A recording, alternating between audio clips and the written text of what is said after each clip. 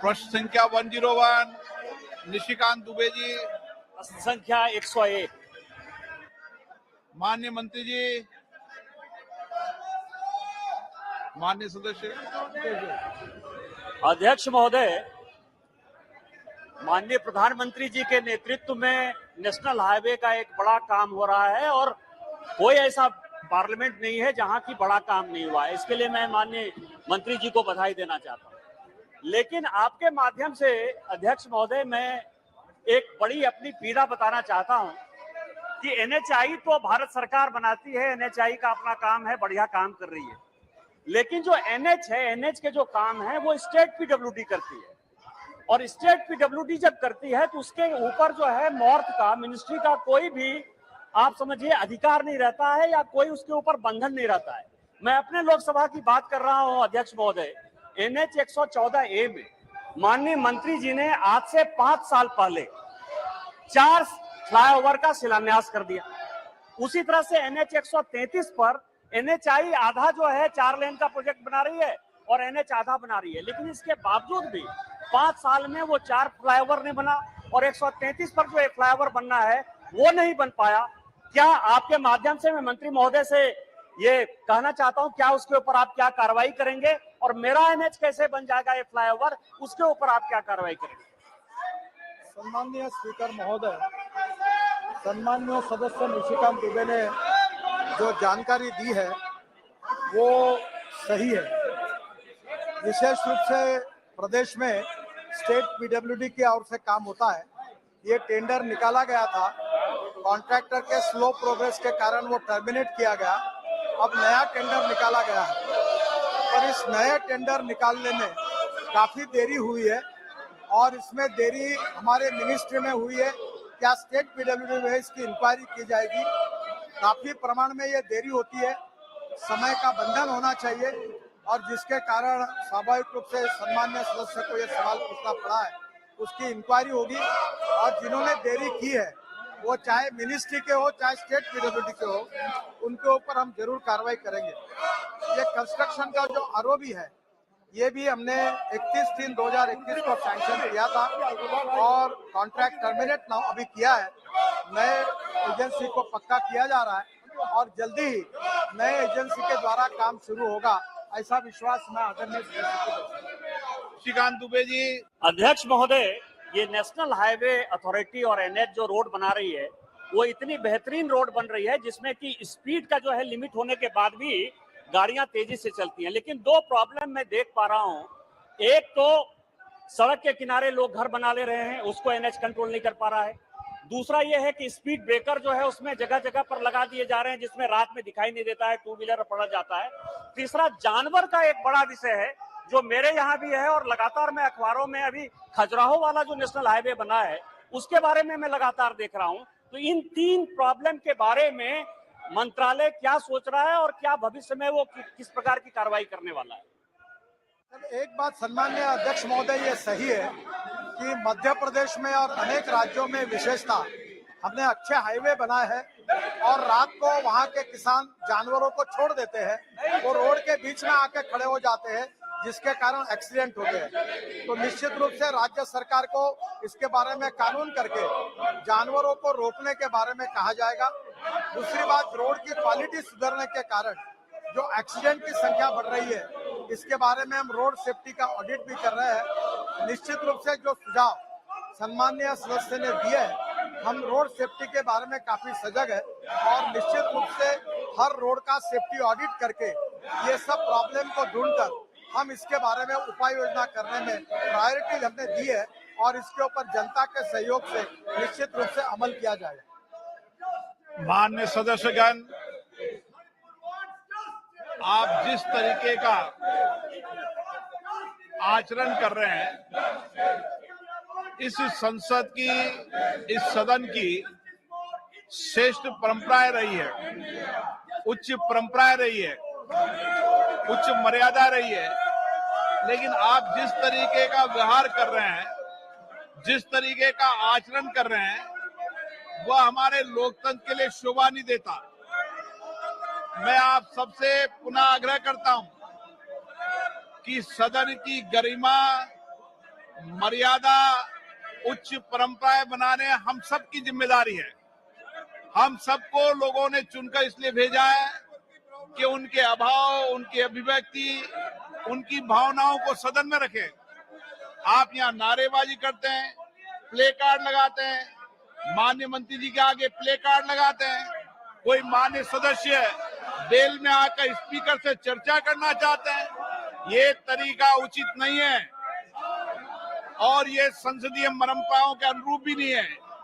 अगर आप इस संसदीय परंपराओं को जो श्रेष्ठ रही है उसके आचरण के कारण पूरा देश देख रहा है, आप कहां ले जाना चाहते हैं?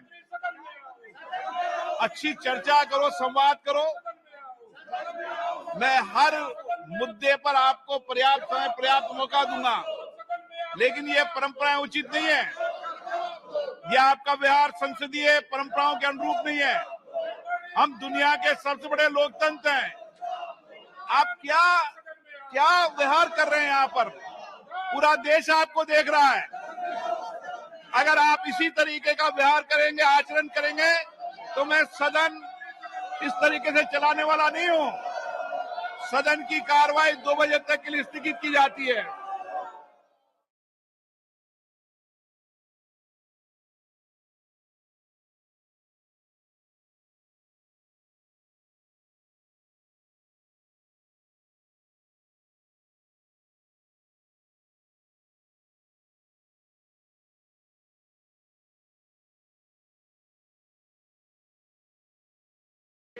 rise to make a statement regarding status of implementation of recommendations, observations contained in the 340th report of the Department related Parliamentary Standing Committee on Transport, Tourism and Culture on demand for grants 2023-24 pertaining to the Ministry of Culture. Thank you, sir. Statement by Minister Shri B.L. Verma. आदरणीय सभापति महोदय, आज की राज्यसभा की संशोधित कार्यवली में क्रम संख्या 4 के 4 पर अपने नाम के सम्मुख उत्तर पूर्वी क्षेत्र विकास मंत्रालय की अनुदान मांगों 2022-2023 के संबंध में विभाग संबंधित गृह कार्य संबंधी संसदीय स्थायी समिति के 243वें प्रतिवेदन में अंतर्वेश सिफारिशों टिप्पणियों के कार्यान्वयन की स्थिति के संबंध में वक्तव्य देता हूं और कार्यान्वयन की वर्तमान स्थिति विवरण के अनुसार है, जिसे सदन के पटल पर रख दिया है। Statement by Minister Dr. L. Murugan. Respected Chairman, sir, with your kind permission, I rise to make a statement regarding status of implementation of recommendation observations contained in the 46th report of the Department-related Parliamentary Standing Committee on Communication and Information Technology on demands for grants 23-24 pertaining to the Ministry of Information and Broadcasting. Suo moto statement by Minister Shri S. Jaishankar. Chairman, Shri sir, I rise to apprise this august House of the key foreign policy engagements and initiatives taken by India since the budget session, which ended on 6 April 2023. This period witnessed several crucial high-level diplomatic engagements, including interactions by the Honorable President, Honorable Vice President, sir, and Honorable Prime Minister with foreign counterparts in India and abroad. I myself visited a number of nations, as did our ministers of state, and we received many of our foreign colleagues here in India. And through these efforts at multiple levels, we were able to advance our national objectives and interests in a volatile and uncertain world. In terms of the diplomatic engagements of the Honorable President, she hosted the King of Cambodia from May 29 to 31 on a state visit. This marked the celebrations of the 70th anniversary of diplomatic relations between our countries. Honorable President was the chief guest of the celebrations commemorating 150 years of the arrival of Indians in Suriname in June. She was conferred Suriname's highest distinction, the Grand Order of the Chain of the Yellow Star. Honorable President also visited Serbia in the same month. Honorable Vice President visited the United Kingdom on May 5-6 to attend the coronation ceremony of King Charles I. He interacted with various leaders, including the presidents of Germany, of Israel, and Brazil. He also met with Indian students and members of the diaspora. In June, the Honorable Vice President engaged his counterparts from Zimbabwe and Gambia in New Delhi and received the Deputy Prime Minister of the Democratic Republic of Congo. During this period, Honorable Prime Minister visited 7 countries. Bilateral visits were made to Australia, the US, Egypt, France, and the UAE. Prime Minister participated in the Quad and G7 meetings in Japan and co-chaired the Third Pacific Summit in Papua New Guinea. He also hosted the Prime Minister of Nepal and the President of Sri Lanka in New Delhi. The official state visit of to the USA of Prime Minister Shri Narendra Modi ji from June 20 to 23 was only the second by an Indian Prime Minister. He was also accorded the rare privilege of addressing the joint session of the US Congress for the second time. In Washington, D.C., Prime Minister was given a formal state welcome at the White House. As a special guest, he was given to nearly 8,000 members of the Indian diaspora to visit the ceremony. Prime Minister held bilateral talks with the US President on June 22nd. President Biden hosted both a state dinner and a private dinner at the White House. The Prime Minister also interacted with several CEOs of tech companies individually and also in a roundtable that was co-chaired with President Biden. He invited them to strengthen their presence and operations in India. Prime Minister addressed young entrepreneurs and participated in a skill and innovation meeting along with First Lady Dr. Jill Biden. The key outcomes of the visit were reflected in a joint statement as follows. 1. Both sides agreed to augment technology cooperation, especially through the Initiative for Critical and Emerging Technologies, ICET, focusing on artificial intelligence, semiconductors, space, quantum, and telecom.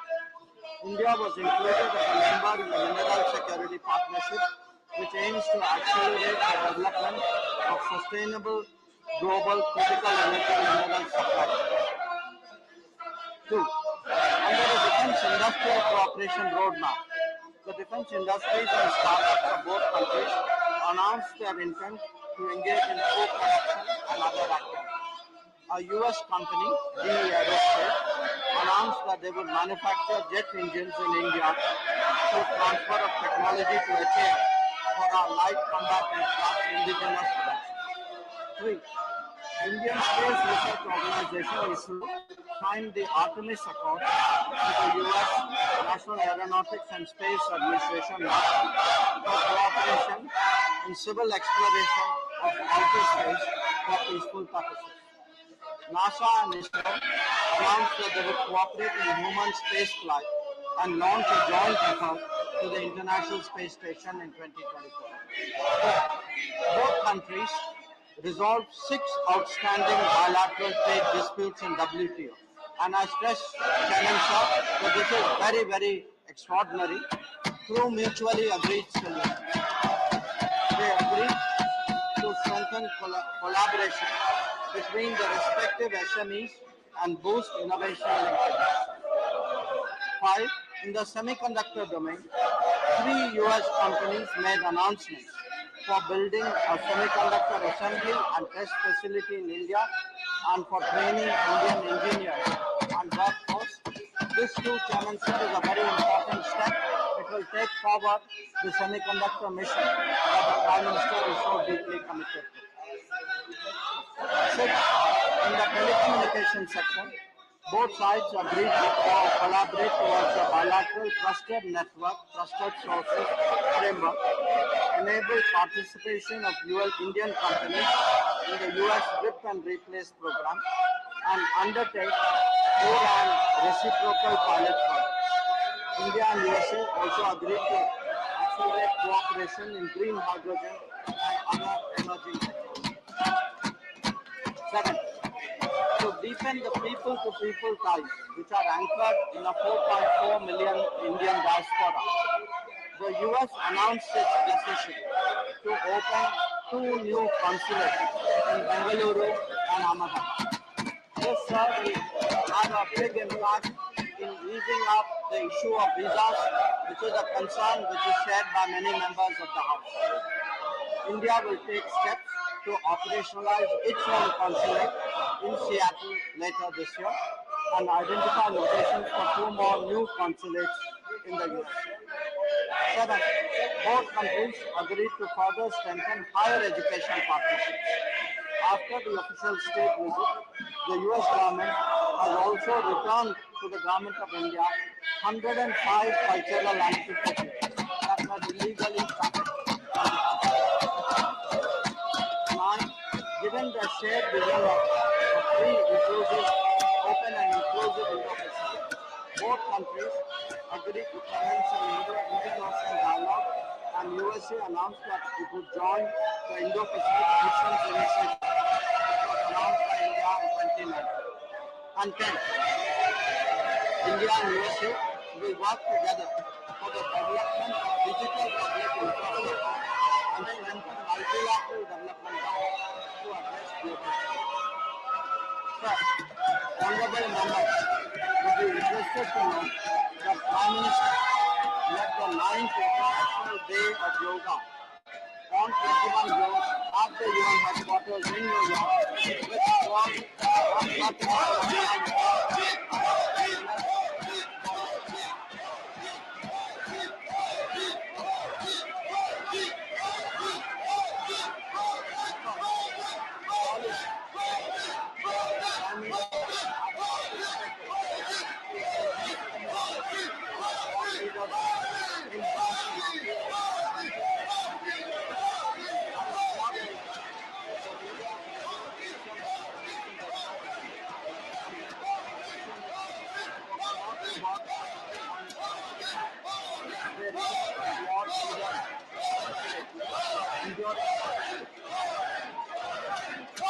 they also announced a new peace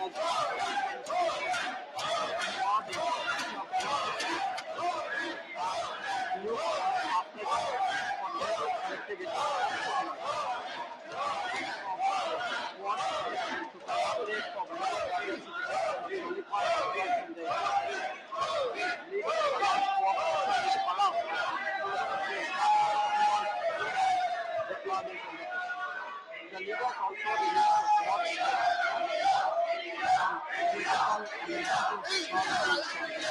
apart from reviewing made under the Indo-Pacific Rajya Sabha. Leaders also launched 4 investments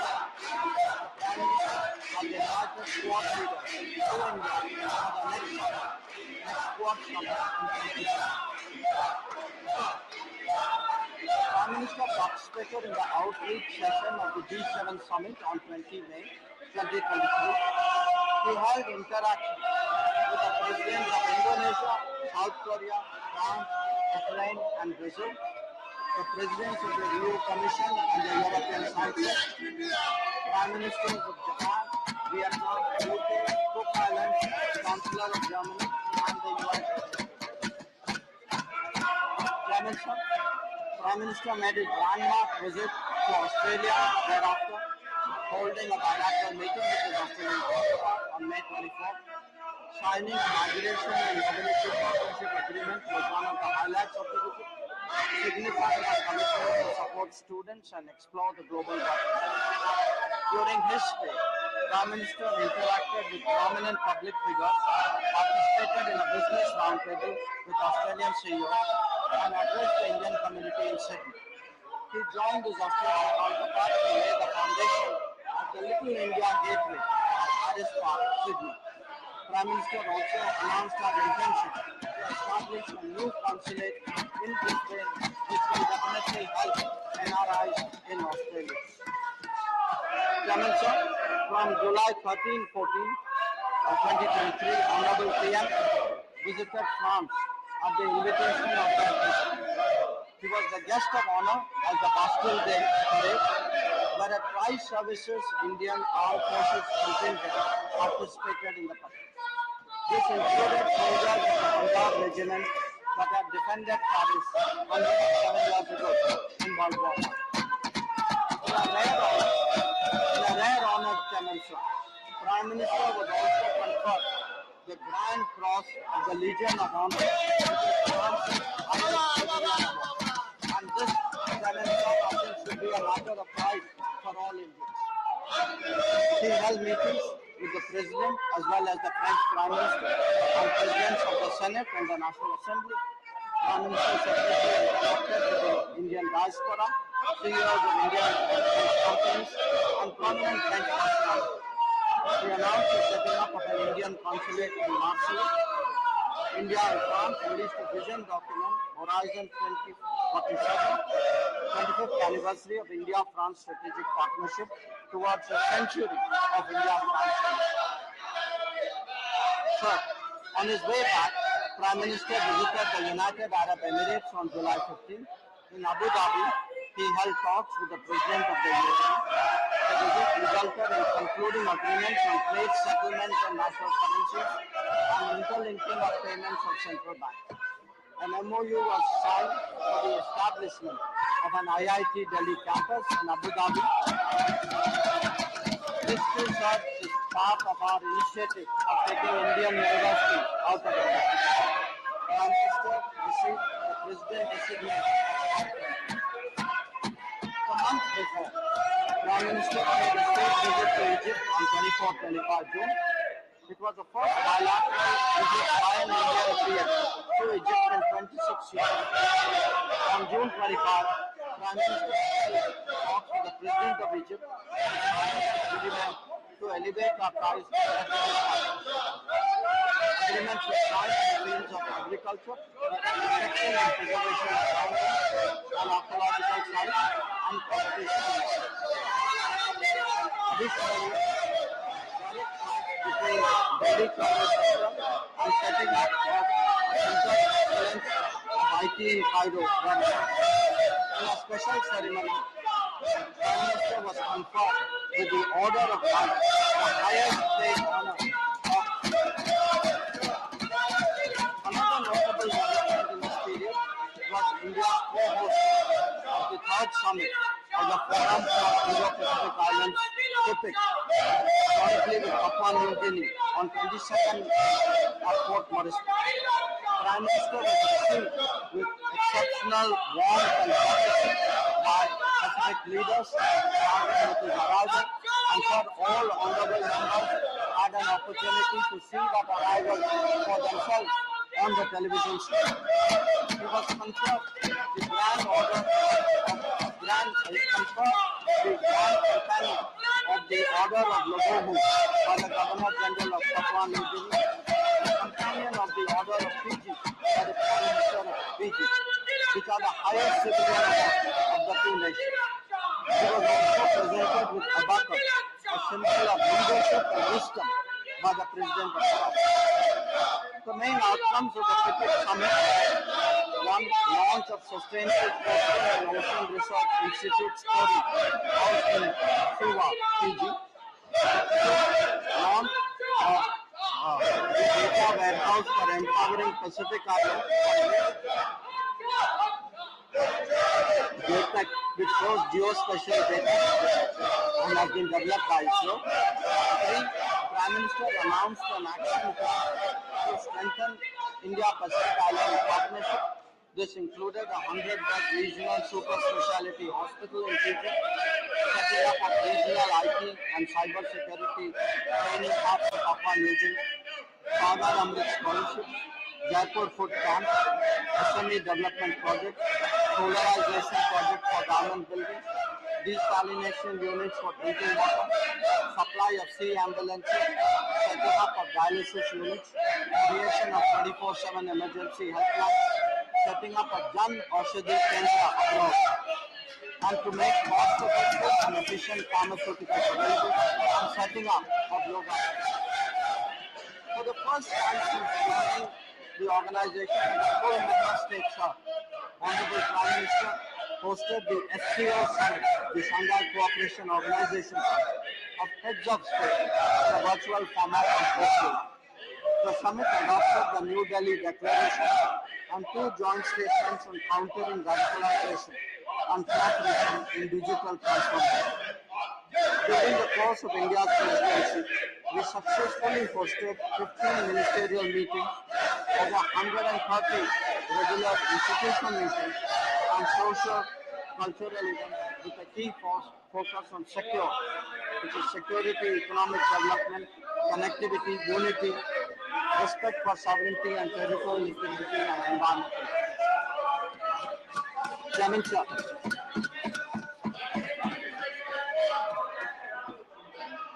Chairman, sir, as part of the Neighborhood First policy, engagements with immediate neighbors have been prioritized over the last decade. 2 prominent visits that honorable members should note are those of the Prime Minister of Nepal and the President of Sri Lanka. The Prime Minister of Nepal paid an official visit to India from May 31 to 3 June. After bilateral talks, the 2 Prime Ministers participated in virtual groundbreaking ceremonies of 6 projects, including integrated checkpoints, railway lines, petroleum pipeline facilities, and transmission lines. The leaders witnessed the handing over of the Kurta-Bijalpur section of the railway line. Understandings reached included that on electricity imports from Nepal, as well as allowing export of Nepal's electricity to Bangladesh using the Indian grid. India also committed to expand cross-border petroleum pipeline. The President of Sri Lanka paid an official visit to India on 21 July 2023, his first in his capacity as President. Prime Minister and President have productive discussions and agreed on a vision document to promote connectivity and catalyze prosperity. This covered multiple facets including maritime, air, energy and power, trade, economic and financial, as well as people-to-people connectivity. Agreements were concluded on development projects in Trincomalee district, on animal husbandry and dairy, on renewable energy, and on UPI interface. Prime Minister discussed the issues related to the Tamil community in Sri Lanka and reiterated the need to fulfill their aspirations. He underlined the importance of implementing the 13th Amendment and conducting provincial council elections. Prime Minister also took up the issue of Indian fishermen and requested Sri Lankan side to approach it on a humanitarian basis. Allow me, sir, to briefly turn to the subject of G20. During our presidency, we have been able to focus attention on the most pressing challenges of humanity, especially faced by developing countries. This includes Mission Life for empowering climate-friendly lifestyles and popularization of millets to address the challenge of food security. We have also advocated an inclusive human-centric approach to climate action and development, as well as use of technology to transform the lives of people. Since April 6th, we have hosted the G20 Development Ministers meeting in Varanasi, the Agriculture Ministers meeting in Hyderabad, the Tourism Ministers meeting in Goa, the Education Ministers meeting in Pune, the Finance and Central Bank Governors meeting in Bangalore, Labour and Employment Ministers meeting in Indore, Energy Ministers meeting in Goa, Environment and Climate Sustainability Ministers meeting in Chennai, and a ministerial meeting on women's empowerment in Bangalore. As envisaged, we are realizing our intent to make India's presidency a truly national endeavor and showcase India to the world. I would also like to share with the House that the Ministers of MEA have been equally active during this period. My official visits to Uganda, Ethiopia, Mozambique, South Africa, Namibia and Tanzania and Africa, to Guyana, Panama, Colombia and Dominican Republic and Latin America, apart from visiting Bangladesh, Sweden and Belgium. The visit to Latin America included co-chairing the India-CARICOM and India-SICA ministerial meetings. Many of these visits were the first ever. I also visited Indonesia for the Foreign Ministers meeting under the ASEAN-India format, East Asia Summit, ASEAN Regional Forum, We saw participation in the second India-Australia-Indonesia highlight. After Jakarta, I traveled to Thailand to co-chair the 12th Foreign Ministers meeting on the Mekah-Ganga cooperation mechanism and also attending the BIMSTEC retreat. In Sweden, I participated in the second EU Indo-Pacific Ministerial Forum and the inaugural session of the India-Europe-US Dialogue Forum. Along with my esteemed colleagues, the Commerce and Industry Minister and the Minister of State for Electronics and Information Technology, we attended the first ministerial meeting of the India-EU Trade and Technology Council in Brussels. In South Africa, I had an opportunity to take part in the BRICS Foreign Ministers meeting and the Friends of BRICS meeting. In the same period, I have had the privilege to host my counterparts from the Republic of Korea, Israel, Philippines, Maldives, and Japan, apart from the Deputy Prime Minister of Russia. I'm chairing the Asia Council of Foreign Ministers in Goa at the G20 Development Ministers meeting in Varanasi. Our ministers of state also actively engaged in promoting India's interests. Sri Muralidharanji oversaw Operation Kaveri from Jeddah in April and paid official visits to Saudi Arabia, Bahrain, Brunei Darussalam, Malaysia, Maldives, and Chile. Srimati Meenakshi Lekiji visited Croatia, Slovenia, and Northern Macedonia. Dr. Rajkumar Ranjan Singh ji visited Singapore and Fiji. During our interlocution, we noticed a growing interest among our partners and business leaders to be part of India's growth story and engage in development partnerships. India's undertaking of greater responsibilities was widely welcomed and our views on key global issues taken seriously.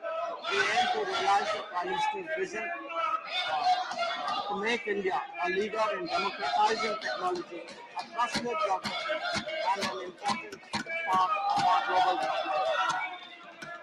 In our travels abroad, I'm glad to report, sir, that we are now seen as a credible and effective development partner. Our development partnership portfolio now spans 78 countries, and hallmarks of this project is demand-driven, transparent, empowerment-oriented, environment-friendly, and relying on a consultative approach. We have also been spearheading the promotion of digital public infrastructure and sharing best practices in digital governance, especially in the global south. Honorable members should know that as part of our HADR effort, India has provided medical supplies. The details are in my statement. And I would like to take the opportunity to mention an important rescue operation that took place a few months ago. On 15th April, an armed conflict broke out in Sudan. In order to protect and evacuate our citizens, Operation Kaveri was launched. Indian nationals were brought to Port Sudan from different conflict zones and then ferried to Jeddah using our Air Force aircraft and naval ships. During Operation Kaveri, like Operation Ganga, we not only evacuated thousands of citizens but helped people from many other countries. 4,075 Indian nationals were safely evacuated. Our diplomats and our armed forces displayed exemplary courage during this period. And I must mention, sir, to the House, many movements took place on its firing, and one particular aircraft landing was particularly challenging. So I would like to underline that we have proven once again that India will never leave its people behind during a crisis, be it in Ukraine or in Syria. We have also made consistent efforts to secure the release of our personnel and civilians. 74 have been returned from Sri Lanka and 398 from Pakistan. So, in conclusion, let me say that at a time when international relations have become unprecedented and complex, our people-centric foreign policy, which is guided by the demands and aspirations of our society, has shown that India speaks as a voice of peace, of security and prosperity for all, while serving as a force of global good and stability. We have also vigorously defended our national interests. In 2022, at the beginning of Amrit Kal, India assumed the Denmark G20 presidency. We will host a summit this September. Our presidency has invigorated our foreign policy and given more force to realize the Prime Minister's vision of an Atmanirbhar and Viksit Bharat that regains its rightful place in the world. Thank you. members,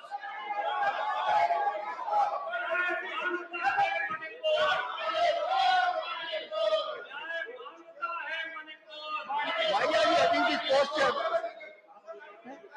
Why can't you take your seat? Honorable members, we must never forget the decade belongs to India. The decade belongs to our country. Rise of our country is unstoppable. The century belongs to us. I appeal to you to carefully go through the historic achievements that have been reflected in the address by the Foreign Minister. I have noticed during my 3 visits abroad, being citizen of this country is a great honor. Take your seat. Honorable members, can you take your seat? Take your seat. Take your seat. Take. Remember your duties before telling me my duties. No, please. Please, honorable members, why don't you, honorable members, listen to me what I am saying. Honorable members, as per Rule 251, no clarifications are permitted at the time of statement. I would allow, because there is a convention and we need to follow it.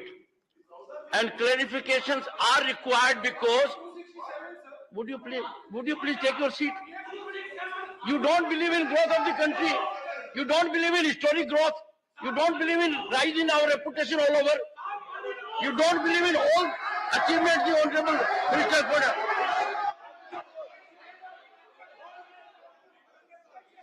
Members, though the Rule 251 does not allow it, having seen the importance, momentous developments, great rise of this country in global scenario, I would allow clarifications. And after clarifications, you don't want clarifications? No. You don't want clarifications? Do you want clarifications? बहुत दुर्भाग्य की बात है कि इतने गंभीर विषय के ऊपर भी आज राजनीतिकरण की जा रही है। ये भारत की अस्मिता का सवाल है। ये भारत का जो अंतर्राष्ट्रीय पटल पर बढ़ती हुई आज भारत की छवि है, इसके बारे में आज हमारे माननीय विदेश मंत्री ने जो स्पष्टीकरण किया, जो पूरे देश को अवगत कराया, मैं समझता हूँ ये काले कपड़े पहनने वाले लोग समझ नहीं पा रहे हैं कि देश की बढ़ती हुई ताकत आज क्या है। जिनके मन में काला है, जिनके तन में भी आज काला है, क्या छुपा है इनके दिल में? क्या दिल में काला है? क्या शब्दों के बोल में काला है? क्या काला धन छुपा रहे हैं अपने इन कपड़ों में? क्या कारनामे हैं इनके जो दिखाना नहीं चाहते और छुपाना चाहते हैं? वैसे तो आज के दिन काले कौवे भी इन पर आकर्षित होने लगे हैं। माननीय अध्यक्ष महोदय, इनका कल भी काला है, आज भी काला है और भविष्य भी काला है। पर हम, माननीय अध्यक्ष जी, हम नकारात्मक सोच के लोग नहीं हैं।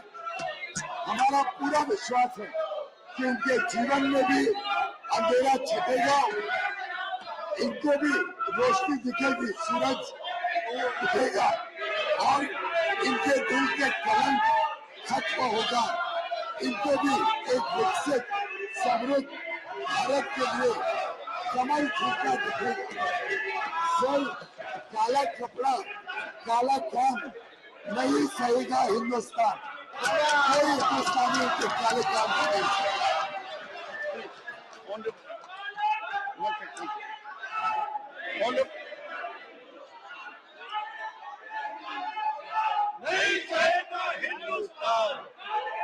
Take your seat. Take your seat. Take your seat. Mr. Leader of House, ask your people to be in order. Take your seat. Take your seat. Take your seat. Take your seat. Honorable members, one second. All of you take your seat. Take your leader of the house has spoken. Now I will allow leader of opposition. I want order in the house. No one will speak before leader of opposition has spoken. Take your seat. Ask them to take your seat.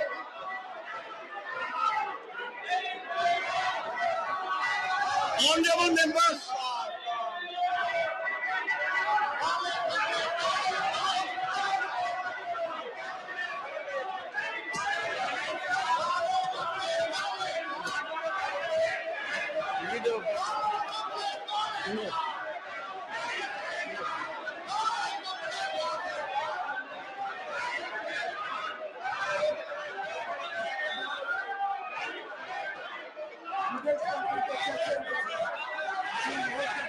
nothing will go on record. Honorable members, the foreign minister has imparted a speech indicating our historic achievements. We could never dream of those achievements. He has taken us comprehensively to the respect India, Bharat, its leadership commands all over. He has indicated to all of us that in the most powerful democracy, the largest democracy leader was so favorably treated. It's a defining moment in international polity for our country. Rise of our country, relevance of our country, importance has been considered by one and all. Honorable members, please ask clarification from the Honorable Minister.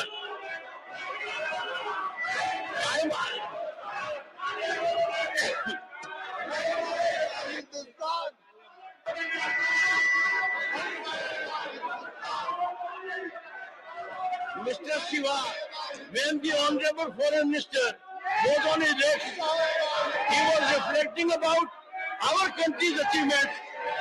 No one was prepared to listen to him. As chairman, you tell me how do I enforce discipline? Please. I want to give support to leader of the police concept speak. His whole speak.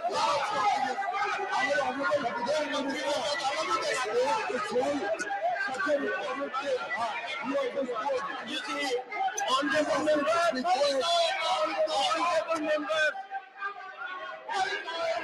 honorable, nothing will go on record. Nothing will go on record. Honorable Foreign Minister has delivered a historic address, very objectively encompassing our formidable achievements, position India enjoys in the world at large. Since these are achievements for every Indian to be proud, these are achievements for every Bharatiya to be proud of. The rise of this country is on account of 1.4 billion people. Why can't we?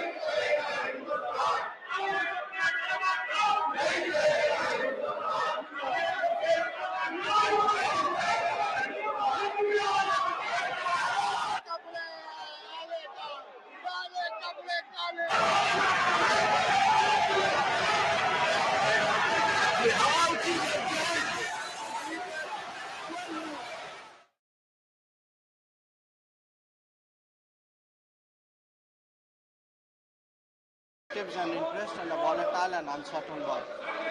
In terms of the diplomatic engagements of the Honorable President, she hosted the King of Cambodia from May 29 to 31 on a state visit. This marked the celebrations of the 70th anniversary of diplomatic relations between our countries. Honorable President was the chief guest of the celebrations commemorating 150 years of the arrival of Indians in Suriname in June. She was conferred Suriname's highest distinction, the Grand Order of the Chain of the Yellow Star. Honorable President also visited Serbia in the same month. Honorable Vice President visited the United Kingdom on May 5-6 to attend the coronation ceremony of King Charles I. He interacted with various leaders, including the presidents of Germany, of Israel, and Brazil. He also met with Indian students and members of the diaspora. In June, the Honorable Vice President engaged his counterparts from Zimbabwe and Gambia in New Delhi and received the Deputy Prime Minister of the Democratic Republic of Congo. During this period, Honorable Prime Minister visited 7 countries. Bilateral visits were made to Australia, the US, Egypt, France, and the UAE. Prime Minister participated in the Quad and G7 meetings in Japan and co-chaired the Third Pacific Summit in Papua New Guinea. He also hosted the Prime Minister of Nepal and the President of Sri Lanka in New Delhi. The official state visit of to the USA of Prime Minister Shri Narendra Modi ji from June 20 to 23 was only the second by an Indian Prime Minister. He was also accorded the rare privilege of addressing the joint session of the US Congress for the second time. In Washington DC, Prime Minister was given a formal state welcome at the White House. As a special gesture, the US government invited nearly 8,000 members of the Indian diaspora to visit the ceremony. Prime Minister held bilateral talks with the US President on June 22nd. President Biden hosted both a state dinner and a private dinner at the White House. The Prime Minister also interacted with several CEOs of tech companies individually and also in a roundtable that was co-chaired with President Biden. He invited them to strengthen their presence and operations in India.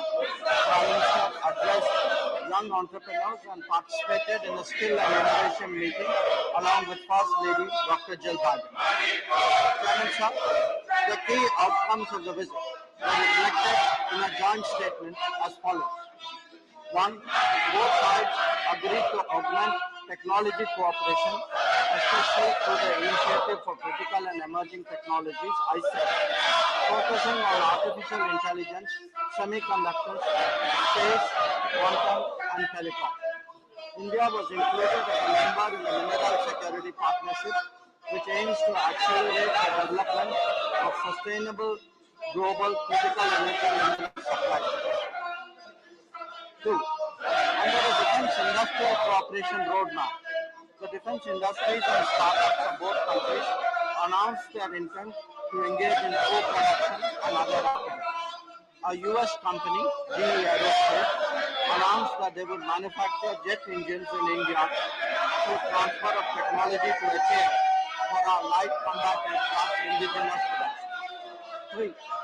Indian Space Research Organization ISRO signed the Artemis Accord with the US National Aeronautics and Space Administration NASA for cooperation in civil exploration of outer space for peaceful purposes.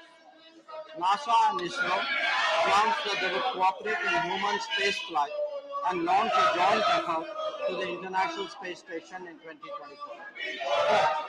Both countries resolved 6 outstanding bilateral trade disputes in WTO. And I stress, Chairman Sir, that this is very, very extraordinary through mutually agreed solutions. They agreed to strengthen collaboration between the respective SMEs and boost innovation linkages. 5. In the semiconductor domain, 3 US companies made announcements for building a semiconductor assembly and test facility in India and for training Indian engineers. Of course, this too, Chairman Sir, is a very important step. It will take forward the semiconductor mission that the Prime Minister is so deeply committed to. 6.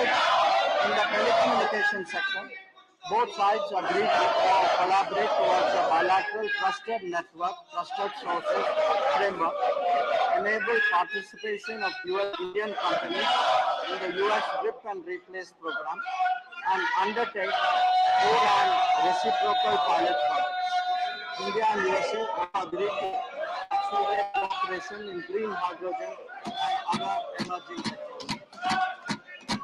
Second, deepen the people-to-people ties, which are anchored in a 4.4 million Indian diaspora.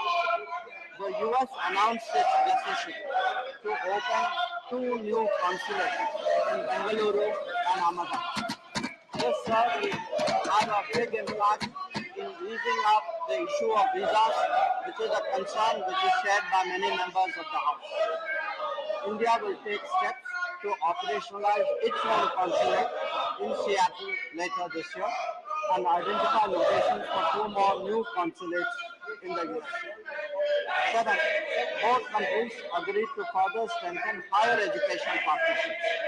After the official state visit, the US government has also returned to the government of India 105 cultural certificates that were illegally practiced. Nine, given the shared vision of a free, inclusive, open and inclusive Indo-Pacific, both countries agreed to commence an Indo-Ocean dialogue, and USA announced that it would join the Indo-Pacific Nations Initiative that was announced by India in 2019. And 10, India and USA will work together for the development of digital public infrastructure and strengthen multilateral development to address global issues. First, honorable members would be interested to know that Prime Minister led the 9th International Day of Yoga on 21 June at the UN headquarters in New York, which was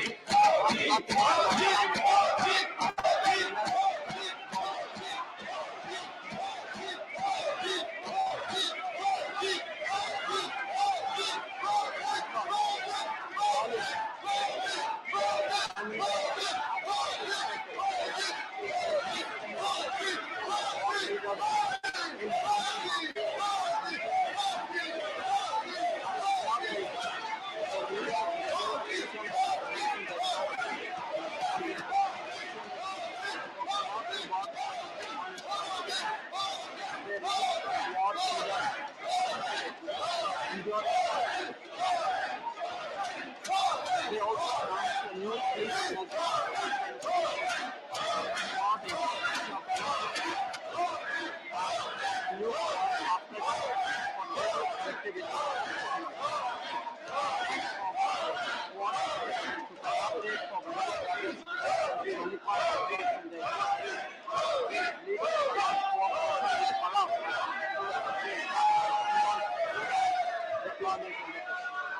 The leaders also released a short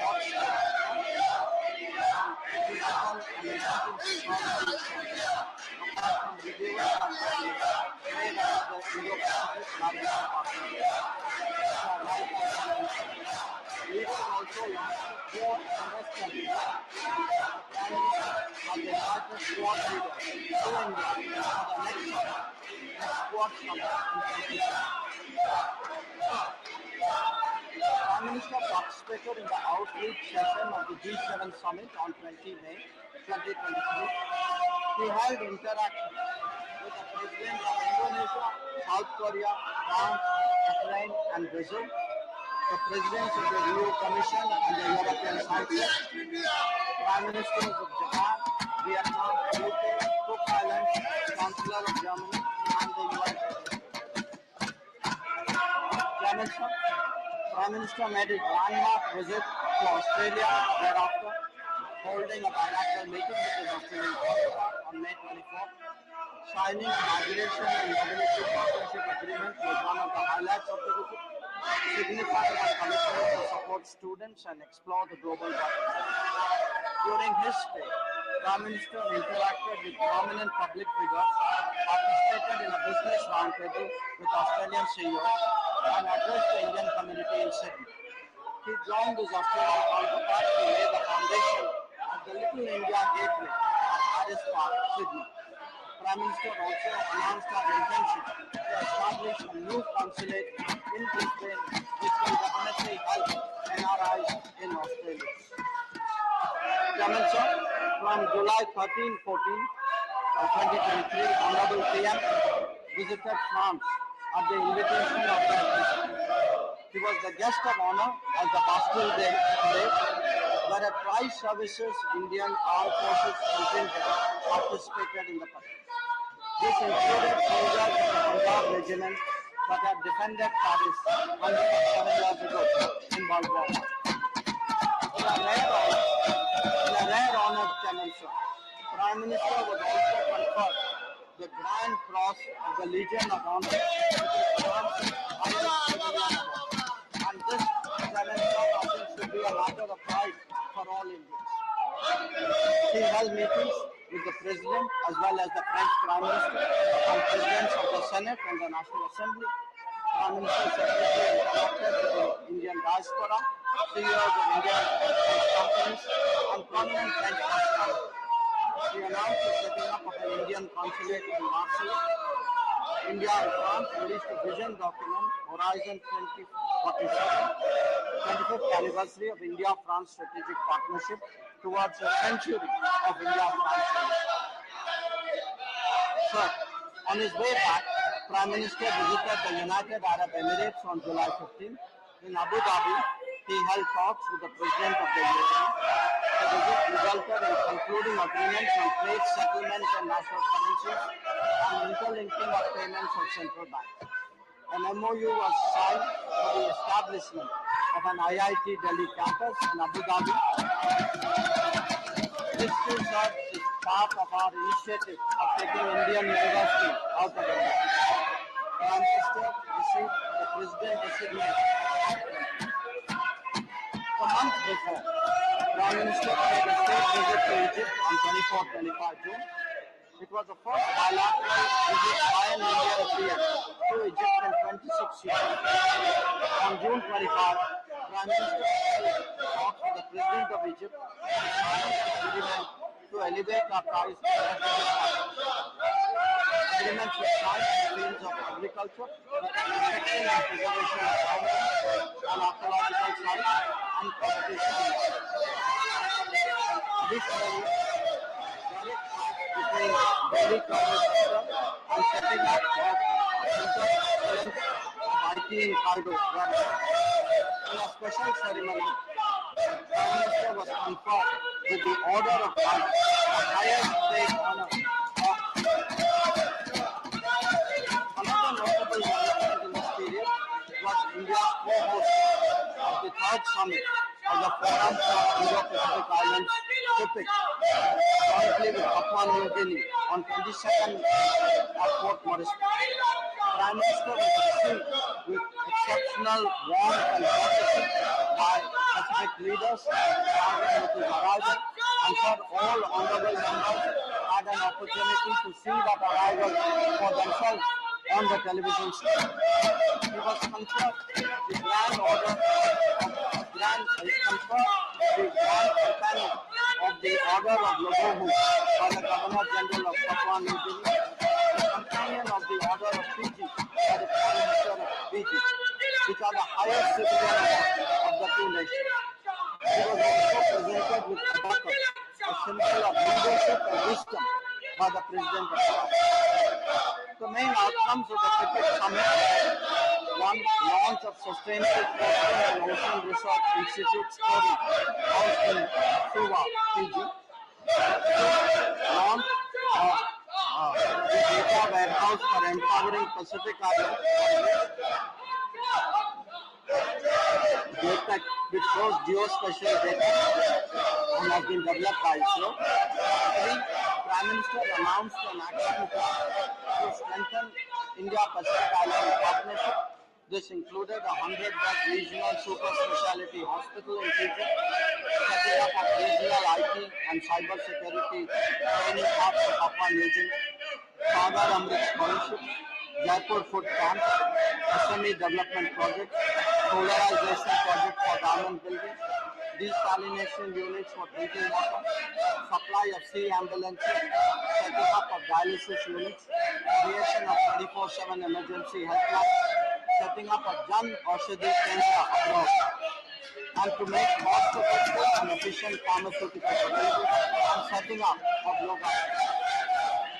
For the first time since joining the organization as a full member state, sir, Honorable Prime Minister hosted the SCO Summit, the Shanghai Cooperation Organization of Heads of State, in a virtual format in Tokyo.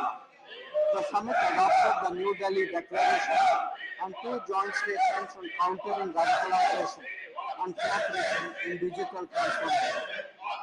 During the course of India's presidency, we successfully hosted 15 ministerial meetings, over 130 regular institutional meetings, and social, cultural events with a key focus on secure, which is security, economic development, connectivity, unity, respect for sovereignty and territorial integrity and environment. Chairman, sir.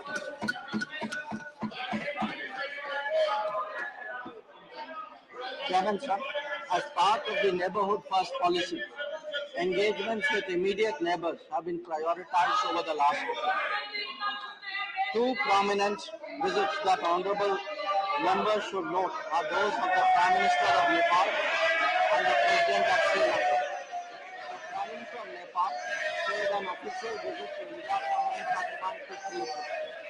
After bilateral talks, the 2 Prime Ministers participated in virtual groundbreaking ceremonies of 6 projects, including integrated checkpoints, railway lines, petroleum pipeline facilities, and transmission lines. The leaders witnessed the handing over of the Kurpa-Bijalpur section of the railway line. Understandings reached included that on electricity imports from Nepal, as well as allowing export of Nepal's electricity to Bangladesh using the Indian grid. India also committed to expand cross-border petroleum pipeline. The President of Sri Lanka paid an official visit to India on 21 July 2023, his first in his capacity as President. Prime Minister and President have conducted discussions and agreed on a vision document to promote connectivity and catalyze prosperity. This covered multiple facets including maritime, air, energy and power, trade, economic and financial, as well as people-to-people connectivity. Agreements were concluded on development projects in Trincomalee district, on animal husbandry and dairy, on renewable energy, and on UPI interface.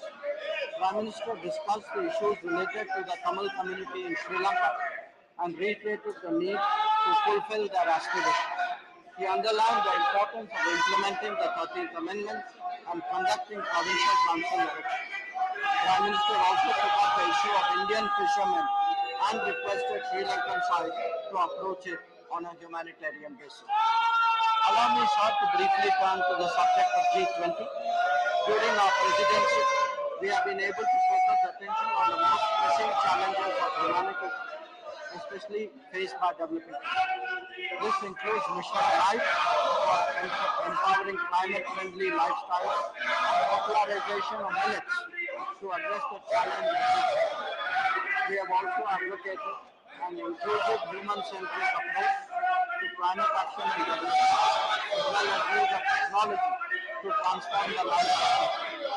Since April 6th, we have hosted the G20 Development Ministers meeting in Varanasi, the Agriculture Ministers meeting in Hyderabad, the Tourism Ministers meeting in Goa, the Education Ministers meeting in Pune, the Finance and Central Bank Governors meeting in Bharat, Labour and Employment Ministers meeting in Indore, Energy Ministers meeting in Goa, Environment and Climate Sustainability Ministers meeting in Chennai, and the Ministerial meeting on Women's Empowerment in Brazil. As envisaged, we are realizing our intent to make India's presidency a truly national endeavor and showcase India to the world. I would also like to share with the House that the Ministers of MEA have been equally active during this period. My official visits to Uganda, Ethiopia, Mozambique, South Africa, Namibia, and Tanzania and Africa, to Guyana, Panama, Colombia, and Dominican Republic in Latin America, apart from visiting Bangladesh, Sweden, and Brazil. The visit to Latin America included co-chairing the India-Africa and India-Africa ministerial meetings. Many of these visits were the first step.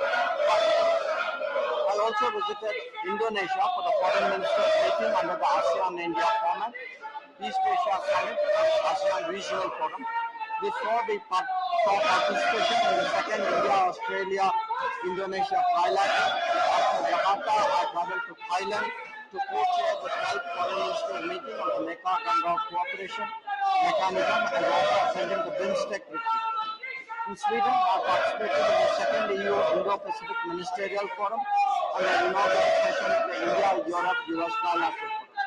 Along with my esteemed colleagues, the Commerce and Industry Minister and the Minister of State for Electronics and Information Technology, we attended the first ministerial meeting of the India-EU Trade and Technology Council in Brussels. In South Africa, I had an opportunity to take part in the BRICS Foreign Ministers meeting and the Fringe of BRICS meeting.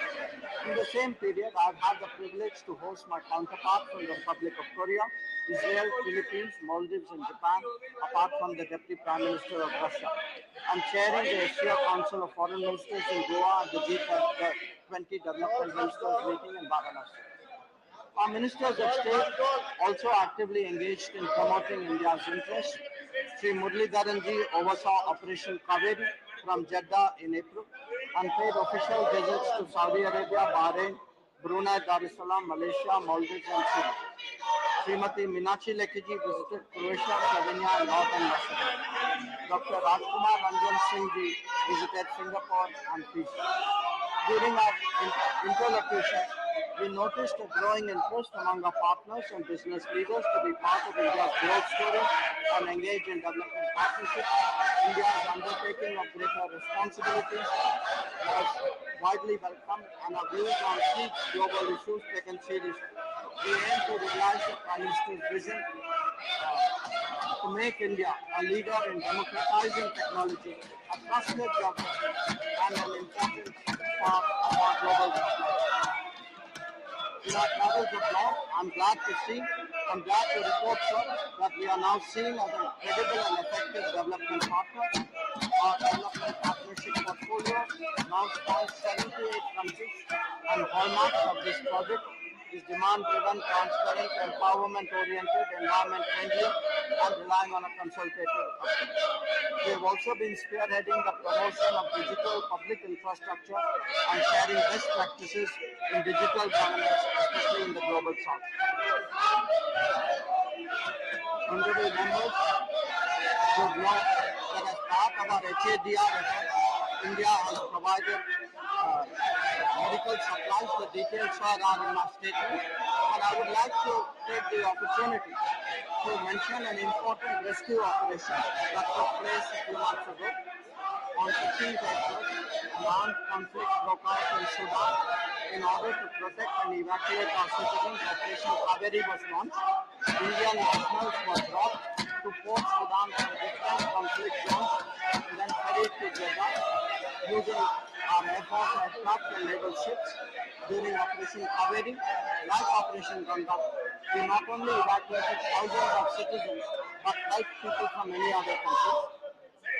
4,075 Indian nationals were safely evacuated. Our diplomats and our armed forces displayed exemplary courage during this period, and I must mention, sir, to the House, many movements took place on its firing, and one particular aircraft landing was particularly challenging. So I would like to underline that we have proven once again that India will never leave its people behind during a crisis, be it in Ukraine or in Syria. We have also made consistent efforts to secure the release of our personnel and civilians. 74 have been returned from Sri Lanka and 398 from Pakistan. So, in conclusion, let me say that at a time when international relations have become unprecedented and complex, our people-centric foreign policy, which is guided by the demands and aspirations of our society, has shown that India speaks as a voice of peace, of security and prosperity for all, while serving as a force of global good and stability. We have also vigorously defended our national interests. In 2022, at the beginning of Amrit Kaal, India assumed the landmark G20 presidency. We will host a summit this September. Our presidency has invigorated our foreign policy and given more force to realize the Prime Minister's vision of an Atmanirbhar and Viksit Bharat that regains its rightful place in the world. Thank you. Honorable members,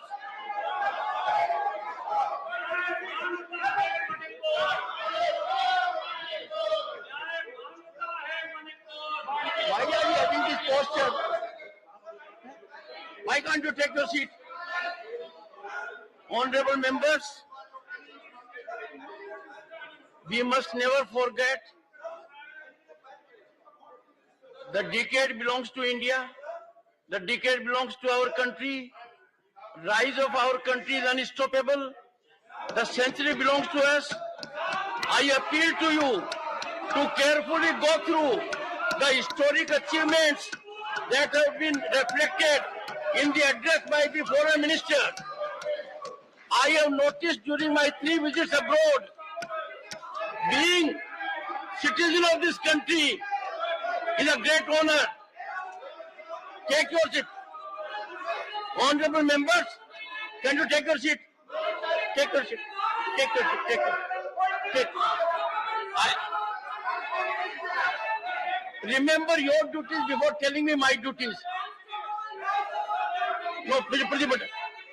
Please, honorable members, why don't you, honorable members, listen to me what I am saying. Honorable members, as per Rule 251, no clarifications are permitted at the time of statement. I would allow, because there is a convention and we need to follow it. And clarifications are required because, would you please take your seat? You don't believe in growth of the country. You don't believe in historic growth. You don't believe in rise in our reputation all over. You don't believe in all achievements the Honorable Minister has put up.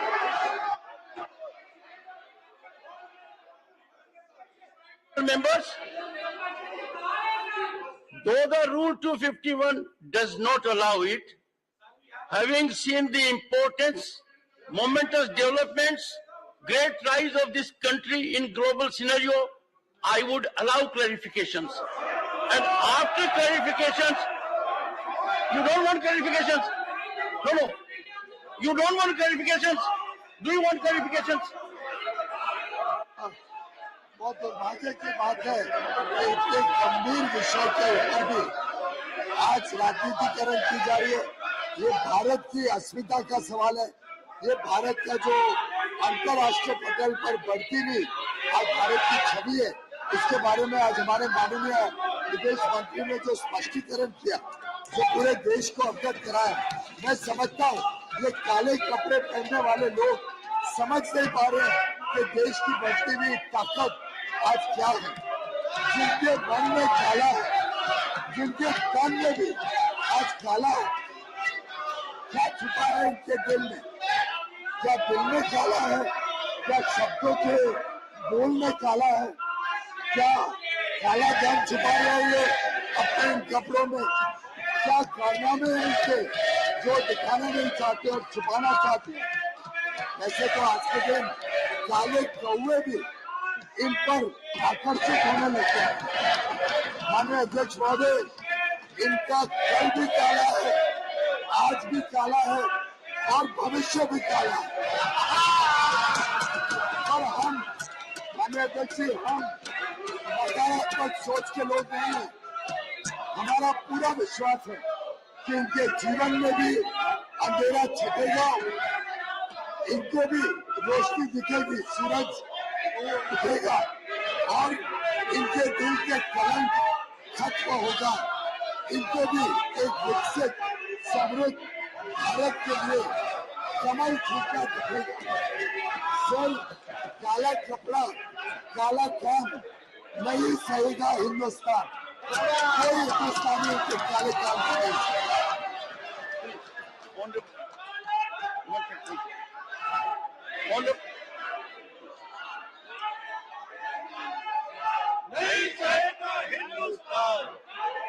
Take your seat. Take your seat. Take your seat. Mr. Leader of House, ask your people to be in order. Take your seat. Take your seat. Take your seat. Honorable members, one second. All of you take your seat. Take your leader of the house has spoken. Now I will allow leader of opposition. I want order in the house. No one will speak before leader of opposition has spoken. Take your seat. Ask them to take your seat.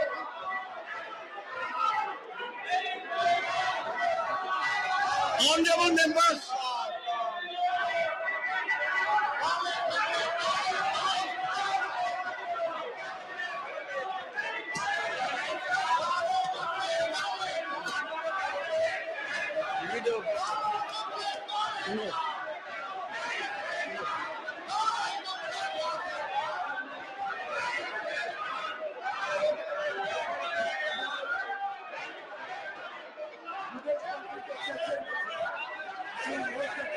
nothing will go record. Honorable members, the foreign minister has imparted a speech indicating our historic achievements. We could never dream of those achievements. He has taken us comprehensively to the respect India, Bharat, its leadership commands all over. He has indicated to all of us that in the most powerful democracy, the largest democracy leader was so favorably treated.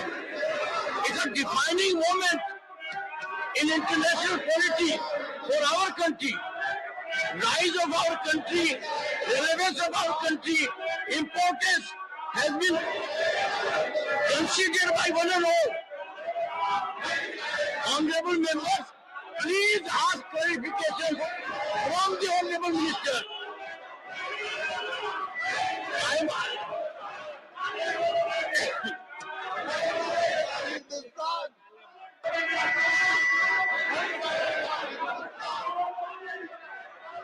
Mr. Shiva, when the Honorable Foreign Minister was on his legs, he was reflecting about our country's achievements. No one was prepared to listen to him. As chairman, you tell me how do I enforce discipline? Please. I want to give floor to leader of the police constructively. His vote constructively.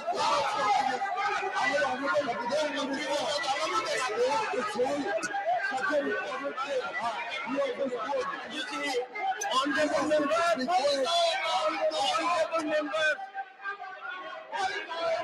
honorable, nothing will go on record. Nothing will go on record. Honorable Foreign Minister has delivered a historic address, very objectively encompassing our formidable achievements, position India enjoys in the world at large. Since these are achievements for every Indian to be proud, these are achievements for every Bharatiya to be proud of. The rise of this country is on account of 1.4 billion people. Why can't we?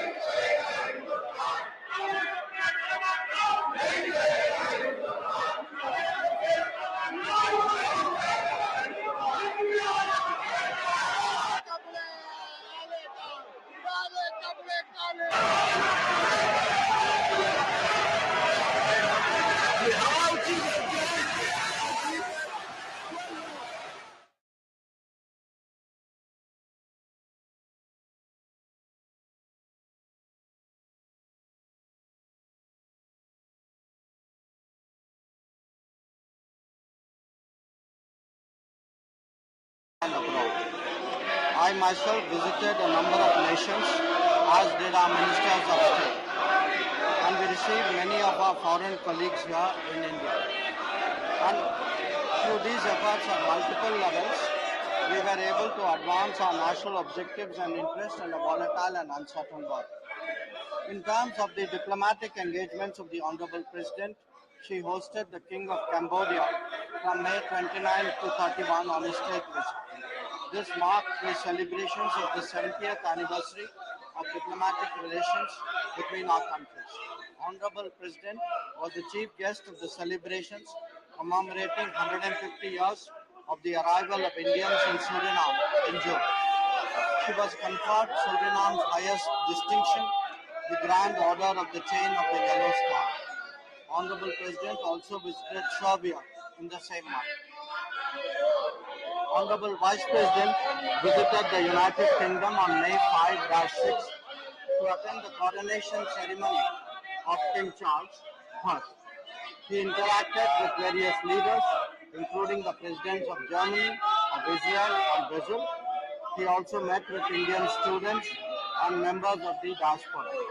In June, the Honorable Vice President engaged his counterparts from Zimbabwe and Gambia in New Delhi and received the Deputy Prime Minister of the Democratic Republic of Congo. During this period, Honorable Prime Minister visited 7 countries. Bilateral visits were made to Australia, the US, Egypt, France, and the UAE. Prime Minister participated in the Quad and G7 meetings in Japan and co-chaired the Third FITIC Summit in Papua New Guinea. He also hosted the Prime Minister of Nepal and the President of Sri Lanka in New Delhi. The official state visit of to the USA of Prime Minister Sri Narendra Modi ji from June 20 to 23 was only the second by an Indian Prime Minister.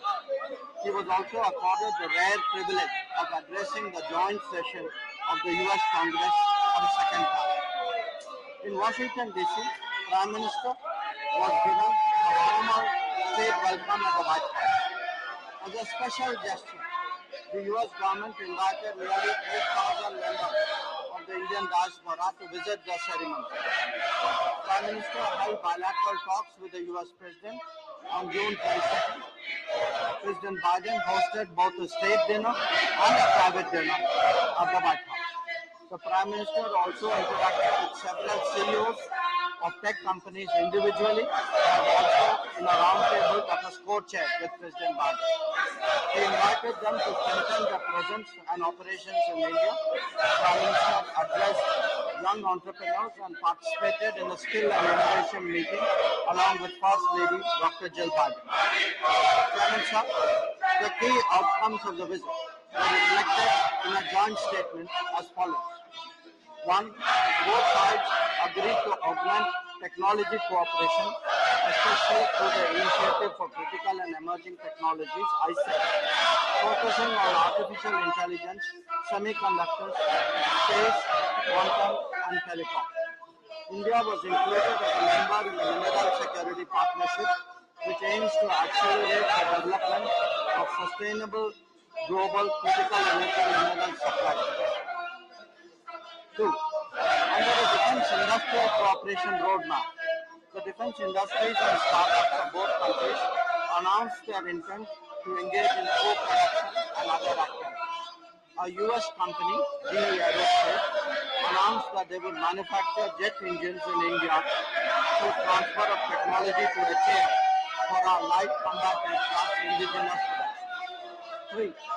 Indian Space Research Organization, ISRO, signed the Artemis Accord with the US National Aeronautics and Space Administration for cooperation in civil exploration of outer space for peaceful purposes.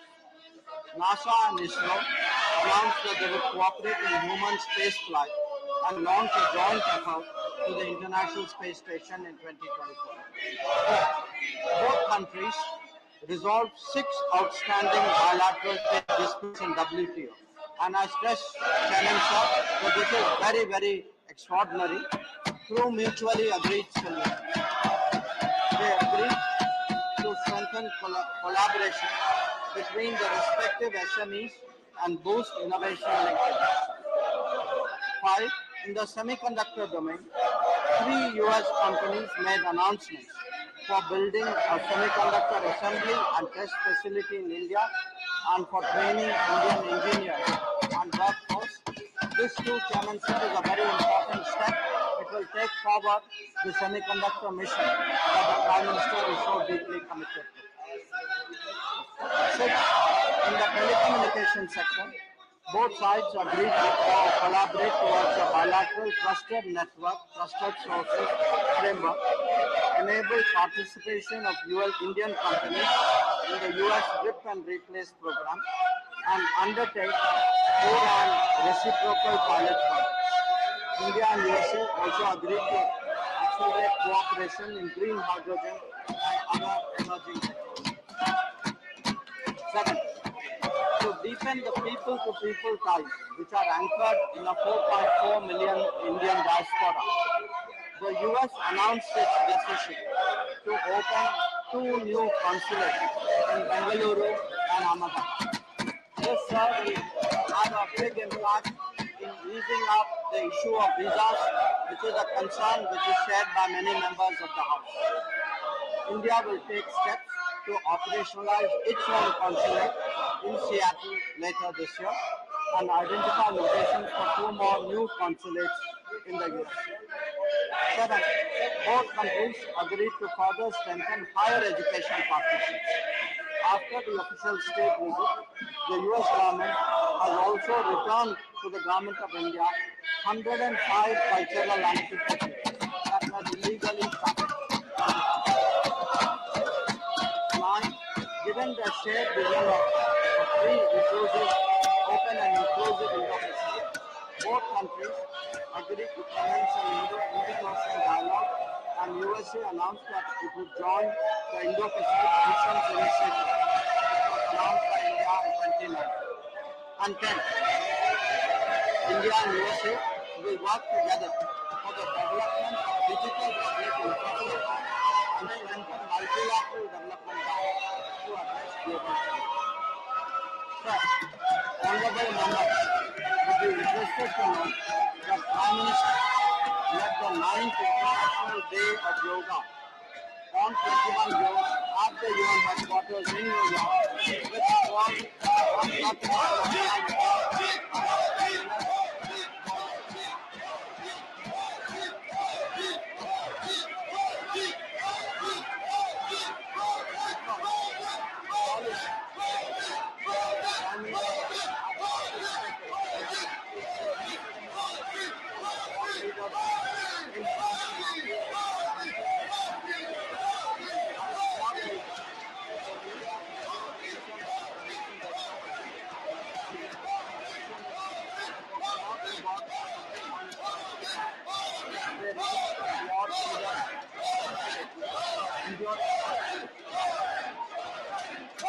They also announced a new clean energy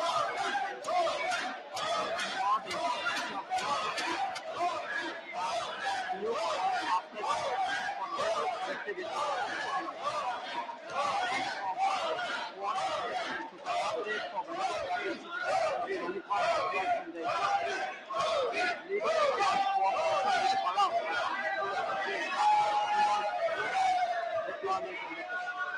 The leaders also released the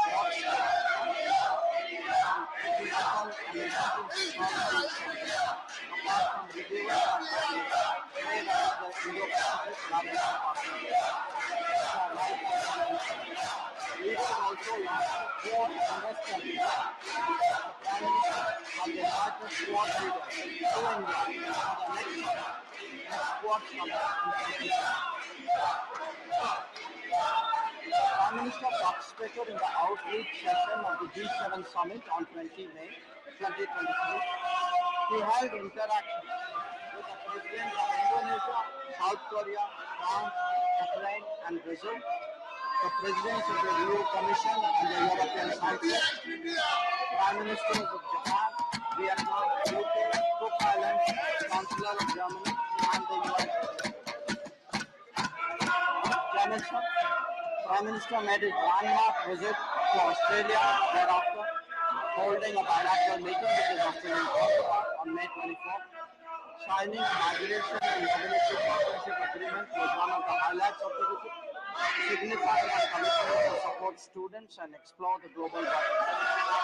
During his stay, Prime Minister interacted with prominent public figures, participated in a business roundtable with Australian CEOs, and addressed the Indian community in Sydney.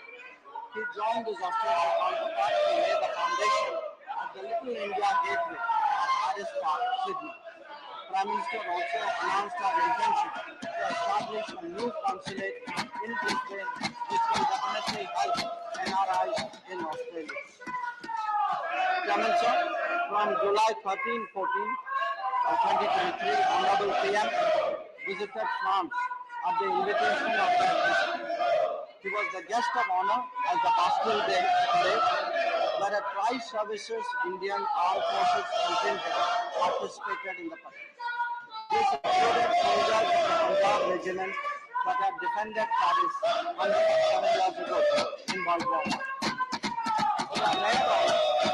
In a rare honor, Chairman sir, Prime Minister was also conferred the Grand Cross of the Legion of Honor, which is France's highest civilian award. And this, Chairman sir, I think should be a matter of pride for all Indians. He held meetings with the President as well as the French Prime Minister and Presidents of the Senate and the National Assembly. Prime Minister Secretary interacted with the Indian diaspora, CEOs of Indian companies, and prominent French personalities. He announced the setting up of an Indian consulate in Marseille. India and France released a vision document, Horizon 2047, 25th anniversary of India-France strategic partnership towards a century of India-France relations. Sir, on his way back, Prime Minister visited the United Arab Emirates on July 15. In Abu Dhabi, he held talks with the President of the UAE. The visit resulted in concluding agreements on trade settlements and national currencies and interlinking of payments of central banks. An MOU was signed for the establishment of an IIT Delhi campus in Abu Dhabi. This too, sir, is part of our initiative of taking Indian university out of India. Prime Minister received the President designate. A month before, Prime Minister paid a state visit to Egypt on 24-25 June. It was the first bilateral visit by an Indian PM to Egypt in 26 years. On June 25, Prime Minister talked with the President of Egypt to elevate our ties to strategic partners. Agreements were signed in the fields of agriculture, protection and preservation of farmland and archaeological sites, and competition. Additionally, between Delhi private sector and setting up of Center of Excellence of IT in Cairo. In a special ceremony, Prime Minister was conferred with the Order of Honor, the highest state honor of another notable development in this period was India's co-host of the third summit of the Forum for Indo-Pacific Islands, TIPIC, jointly with Papua New Guinea on 22nd at Port Moresby.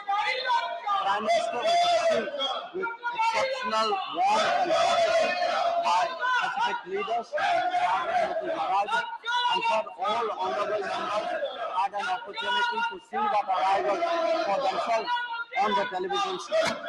He was conferred the Grand Order of Grand Companion of the Order of Logohu by the Governor General of Papua New Guinea, the Companion of the Order of Fiji by the Prime Minister of Fiji, which are the highest civilian awards of the two nations. He was also presented with abacus, a symbol of leadership and wisdom, by the President of India. The main outcomes of the TIPIC summit: one, launch of Sustainable Coastal and Ocean Research Institute story housed in Suva, Fiji. Launch of the data warehouse for empowering Pacific Islands, DATEC, which shows geospatial data and has been developed by ISRO. Three, Prime Minister announced an action plan to strengthen India-Pacific Island partnership This included a 100-bed regional super specialty hospital in Future, setting up of regional IT and cyber security training hubs in Papua New Guinea, Sagar Amrit Scholarship, Jaipur Food Camp, SME Development Project, Solarization Project for Government Buildings, desalination units for drinking water, supply of sea ambulances, setting up of dialysis units, creation of 24/7 emergency helpline, setting up a Jan Aushadhi Kendra abroad, and to make cost-effective and efficient pharmaceuticals available, and setting up of yoga. For the first time since joining the organization, the full member states are Honorable Prime Minister hosted the SCO Summit, the Shanghai Cooperation Organization Summit, of Heads of State in a virtual format on 4th July. The summit adopted the New Delhi Declaration and 2 joint statements on countering radicalization and cooperation in digital transformation. During the course of India's presidency, we successfully hosted 15 ministerial meetings, over 130 regular institutional meetings, and social, cultural events with a key focus on secure, which is security, economic development, connectivity, unity, respect for sovereignty and territorial integrity, and environment. Chairman, sir.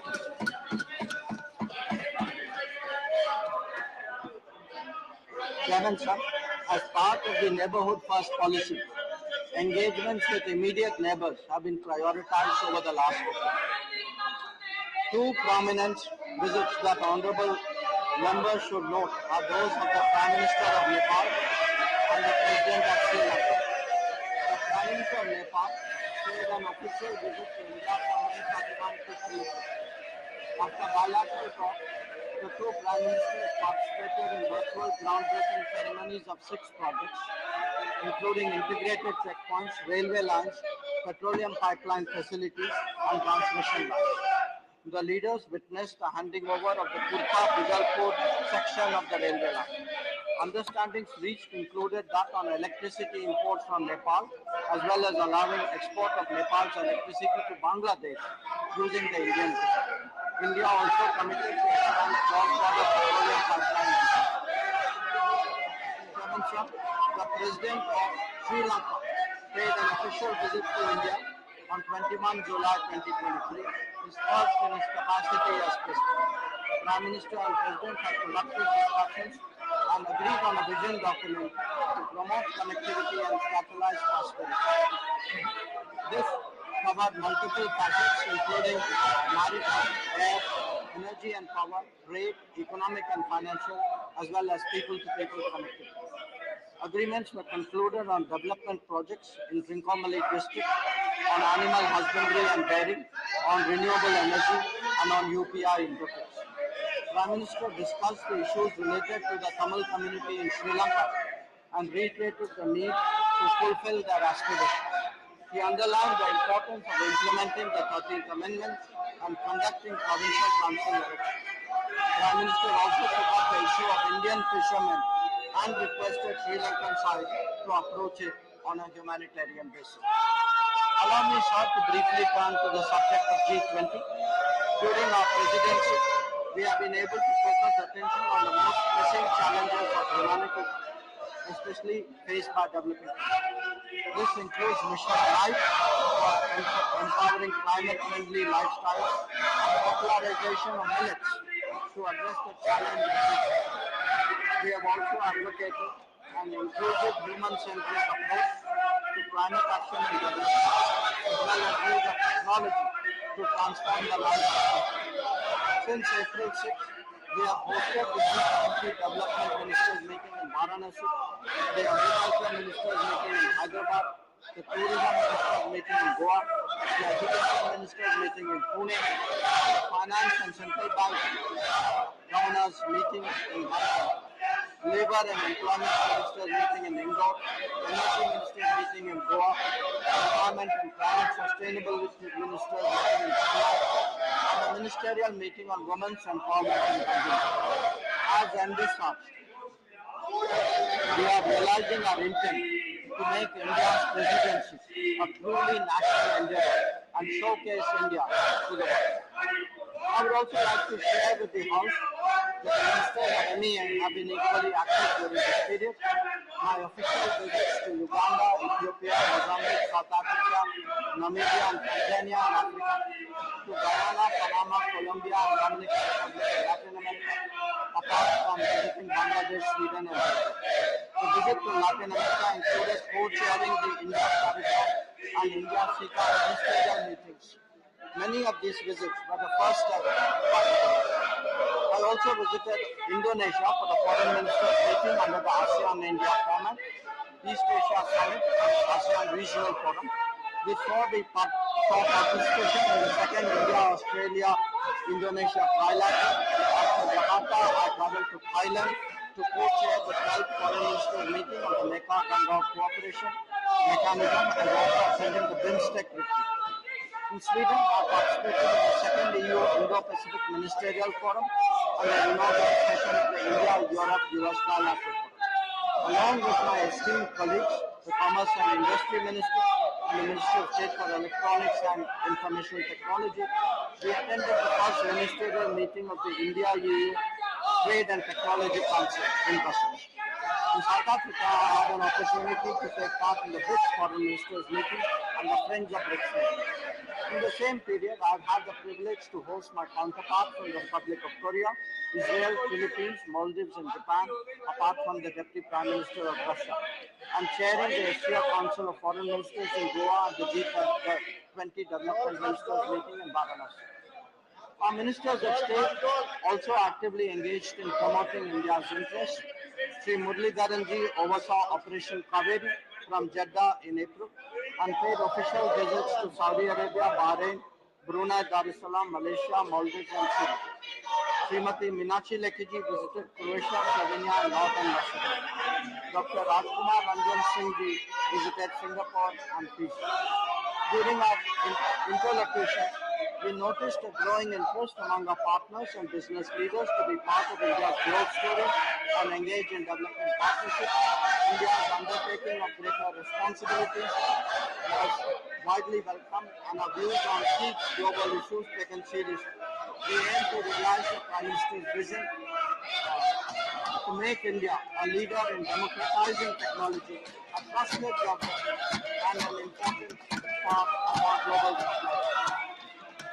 In our travels abroad, I'm glad to report, sir, that we are now seen as a credible and effective development partner. Our development partnership portfolio now spans 78 countries, and hallmarks of this project is demand-driven, transparent, empowerment-oriented, environment-friendly, and relying on a consultative approach. We have also been spearheading the promotion of digital public infrastructure and sharing best practices in digital governance, especially in the global south. Honorable members, should know that as part of our HADR effort, India has provided medical supplies. The details are in my statement. And I would like to take the opportunity to mention an important rescue operation that took place a few months ago. On 15th April, an armed conflict broke out in Sudan. In order to protect and evacuate our citizens, Operation Kaveri was launched. Indian nationals were brought to Port Sudan from different conflict zones and then ferried to Jeddah using our Air Force aircraft and naval ships. During Operation Kaveri, like Operation Ganga, we not only evacuated thousands of citizens but helped people from many other countries. 4,075 Indian nationals were safely evacuated. Our diplomats and our armed forces displayed exemplary courage during this period, and I must mention, sir, to the House, many movements took place on its firing, and one particular aircraft landing was particularly challenging. So I would like to underline that we have proven once again that India will never leave its people behind during a crisis, be it in Ukraine or in Syria. We have also made consistent efforts to secure the release of our personnel and civilians. 74 have been returned from Sri Lanka and 398 from Pakistan. So, in conclusion, let me say that at a time when international relations have become unprecedented and complex, our people-centric foreign policy, which is guided by the demands and aspirations of our society, has shown that India speaks as a voice of peace, of security and prosperity for all, while serving as a force of global good and stability. We have also vigorously defended our national interests. In 2022, at the beginning of Amrit Kaal, India assumed the landmark G20 presidency. We will host a summit this September. Our presidency has invigorated our foreign policy and given more force to realize the Prime Minister's vision of an Atmanirbhar and Dixit Bharat that regains its rightful place in the world. Thank you. Honorable members,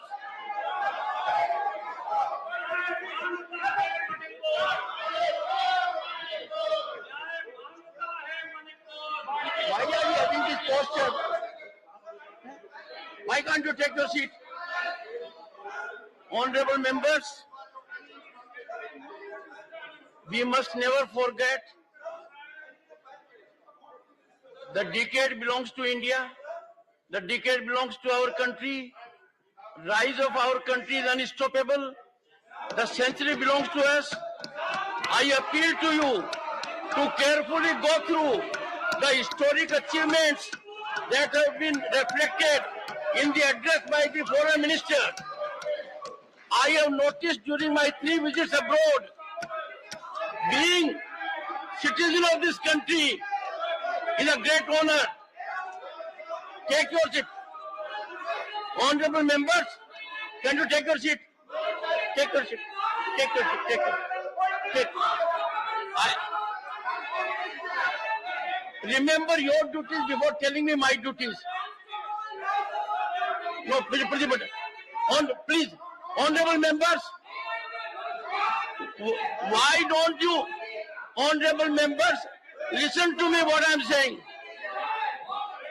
Honorable members, as per Rule 251, no clarifications are permitted at the time of statement. I would allow, because there is a convention and we need to follow it.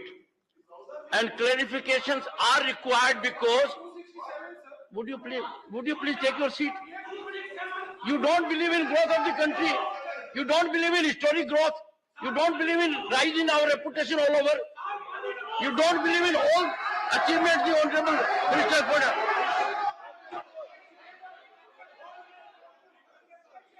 Members, though the Rule 251 does not allow it, having seen the importance, momentous developments, great rise of this country in global scenario, I would allow clarifications. And after clarifications, you don't want clarifications? No. You don't want clarifications? Do you want clarifications? बहुत दुर्भाग्य की बात है कि इतने गंभीर विषय के ऊपर भी आज राजनीतिकरण की जा रही है। ये भारत की अस्मिता का सवाल है। ये भारत का जो अंतर्राष्ट्रीय पटल पर बढ़ती हुई आज भारत की छवि है, इसके बारे में आज हमारे माननीय विदेश मंत्री ने जो स्पष्टीकरण किया, जो पूरे देश को अवगत कराया, मैं समझता हूँ ये काले कपड़े पहनने वाले लोग समझ नहीं पा रहे हैं कि देश की बढ़ती हुई ताकत आज क्या है। जिनके मन में काला है, जिनके तन में भी आज काला है, क्या छुपा है इनके दिल में? क्या दिल में काला है? क्या शब्दों के बोल में काला है? क्या काला धन छुपा रहे हैं ये अपने इन कपड़ों में? क्या कारनामे हैं इनके जो दिखाना नहीं चाहते और छुपाना चाहते हैं? वैसे तो आज के दिन काले कौवे भी इन पर आकर्षित होने लगते हैं। माननीय अध्यक्ष महोदय, इनका कल भी काला है, आज भी काला है और भविष्य भी काला है। और हम माननीय अध्यक्ष जी, हम नकारात्मक सोच के लोग नहीं हैं। हमारा पूरा विश्वास है कि इनके जीवन में भी अंधेरा छटेगा, इनको भी रोशनी दिखेगी, सूरज उठेगा और इनके दिल के कलंक खत्म होगा। इनको भी एक विकसित समृद्ध भारत के लिए कमल खींचना दिखेगा। सिर्फ काला कपड़ा काला काम नहीं सहेगा हिंदुस्तान। कोई हिंदुस्तानियों के काले काम नहीं।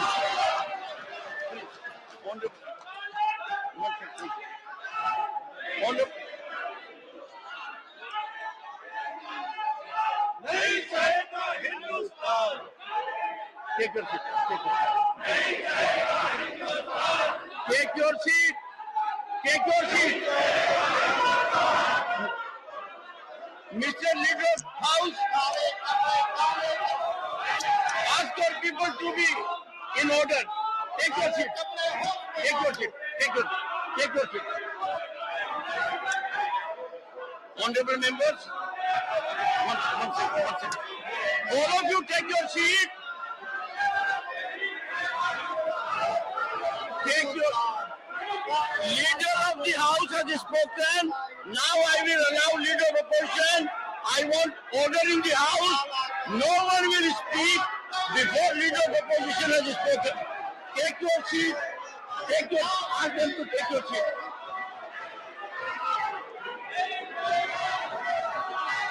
Honorable members,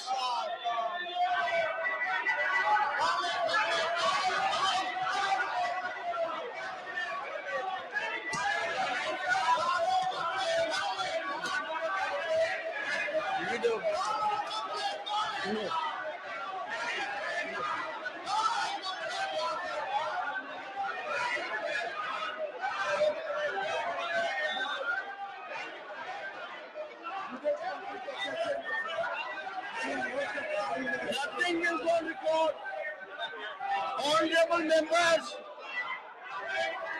the foreign minister has imparted a speech indicating our historic achievements. We could never dream of those achievements. He has taken us comprehensively to the respect India, Bharat, its leadership commands all over. He has indicated to all of us that in the most powerful democracy, the largest democracy leader was so favorably treated.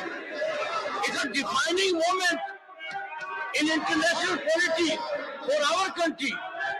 Rise of our country, relevance of our country, importance has been considered by one and all.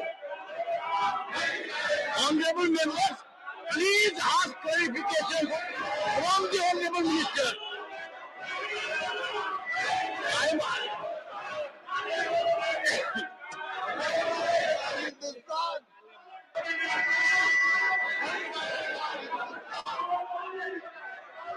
Mr. Shiva, when the Honorable Foreign Minister was on his legs, he was reflecting about our country's achievements.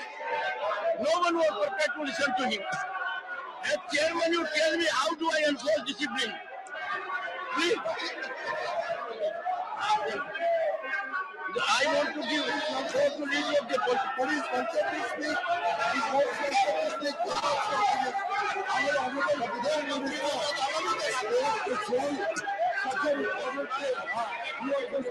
you see, honorable members,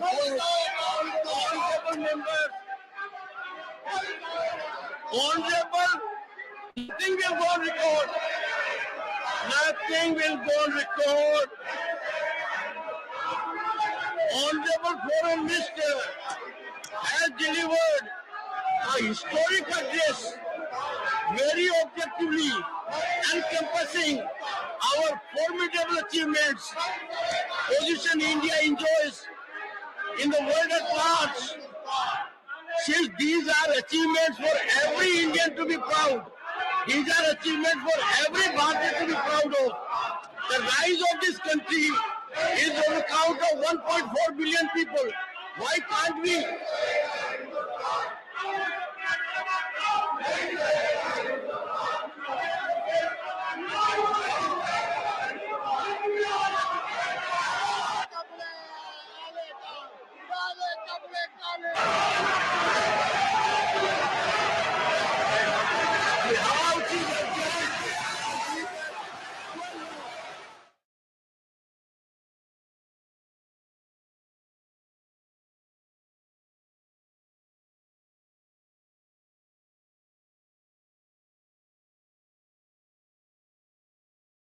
6 to attend the coronation ceremony of King Charles III. He interacted with various leaders, including the presidents of Germany, of Israel, and Brazil. He also met with Indian students and members of the diaspora. In June, the Honorable Vice President engaged his counterparts from Zimbabwe and Gambia in New Delhi and received the Deputy Prime Minister of the Democratic Republic of Congo. During this period, Honorable Prime Minister visited 7 countries. Bilateral visits were made to Australia, the US, Egypt, France, and the UAE. Prime Minister participated in the Quad and G7 meetings in Japan and co-chaired the Third Summit in Papua New Guinea. He also hosted the Prime Minister of Nepal and the President of Sri Lanka in New Delhi. The official state visit of to the USA of Prime Minister Sri Narendra Modi ji from June 20 to 23 was only the second by an Indian Prime Minister. He was also accorded the rare privilege of addressing the joint session of the US Congress for the second time. In Washington, D.C., Prime Minister was given a formal state welcome at the White House. As a special gesture, the US government invited nearly 8,000 members of the Indian diaspora to visit the ceremony. Prime Minister held bilateral talks with the US President on June 22nd. President Biden hosted both a state dinner and a private dinner at the White House. The Prime Minister also interacted with several CEOs of tech companies individually and also in a roundtable that was co-chaired with President Biden. He invited them to strengthen their presence and operations in India. Prime Minister addressed young entrepreneurs and participated in a skill and innovation meeting along with First Lady Dr. Jill Biden. The key outcomes of the visit were reflected in a joint statement as follows.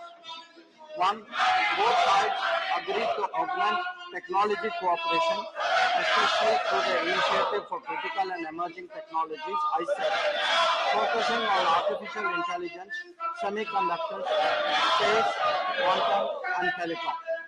India was included as a member in the Mineral Security Partnership, which aims to accelerate the development of sustainable global critical energy mineral supply.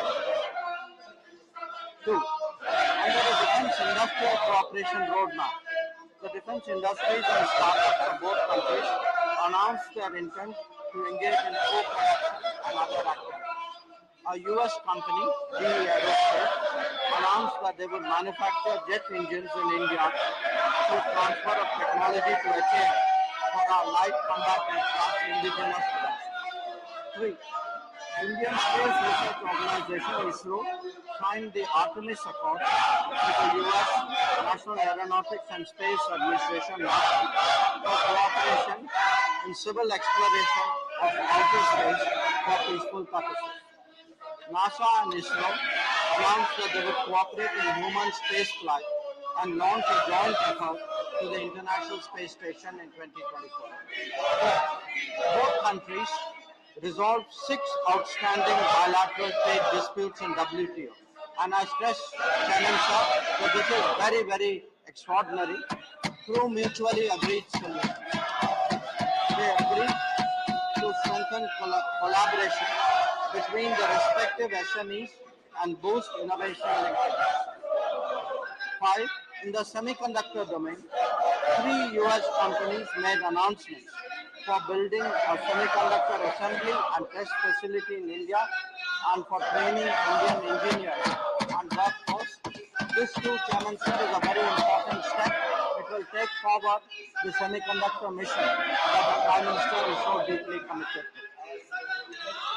6. In the telecommunication sector, both sides agreed to collaborate towards a bilateral trusted network, trusted sources framework, enable participation of Indian companies in the U.S. RIP and Replace program, and undertake and reciprocal pilot projects.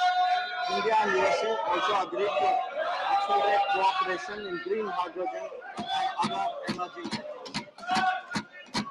7. To deepen deepen the people-to-people ties, which are anchored in a 4.4 million Indian diaspora.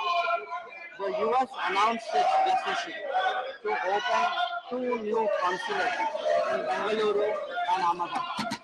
This will have a big impact in easing up the issue of visas, which is a concern which is shared by many members of the House.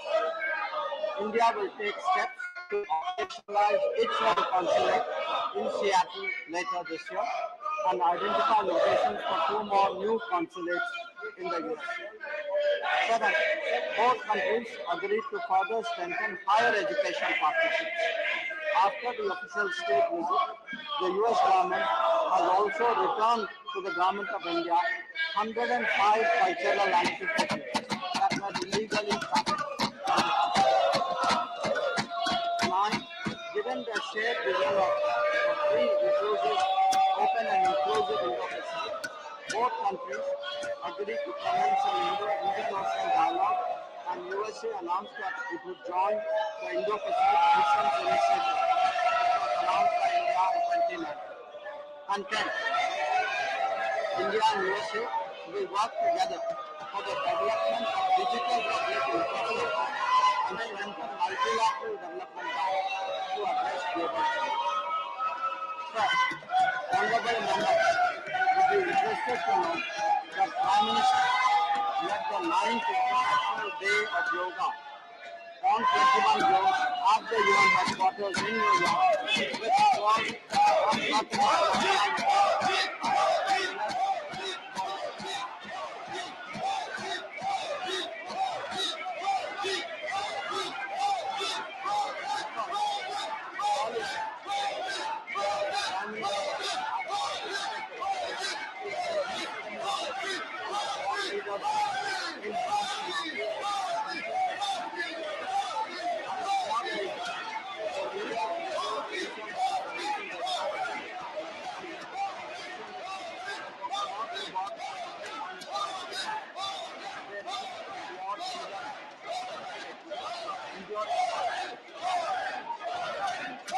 They also announced a new police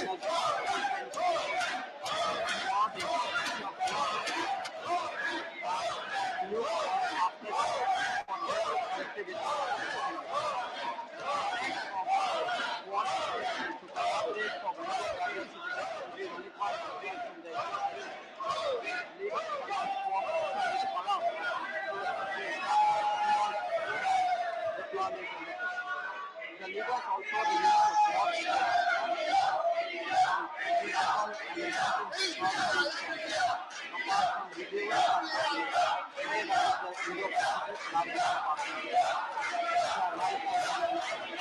Leaders also launched a quad investor the Prime Minister of the largest quad leader to India for the next quad summit.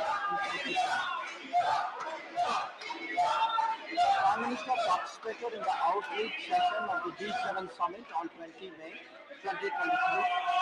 He held interactions with the presidents of Indonesia, South Korea, France, Ukraine, and Brazil, the presidents of the EU Commission and the European Council, Prime Ministers of Japan, Vietnam, UK, Cook Islands, Chancellor of Germany, and the US.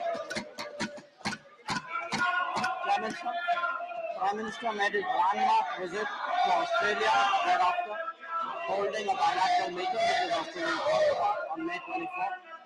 Signing migration and mobility partnership agreement was one of the highlights of the visit, signifying a commitment to support students and explore the global market. During his stay, Prime Minister interacted with prominent public figures, participated in a business roundtable with Australian CEOs, and addressed the Indian community in Sydney. He joined his Australian counterpart to lay the foundation of the Little India Gateway at his park, Sydney.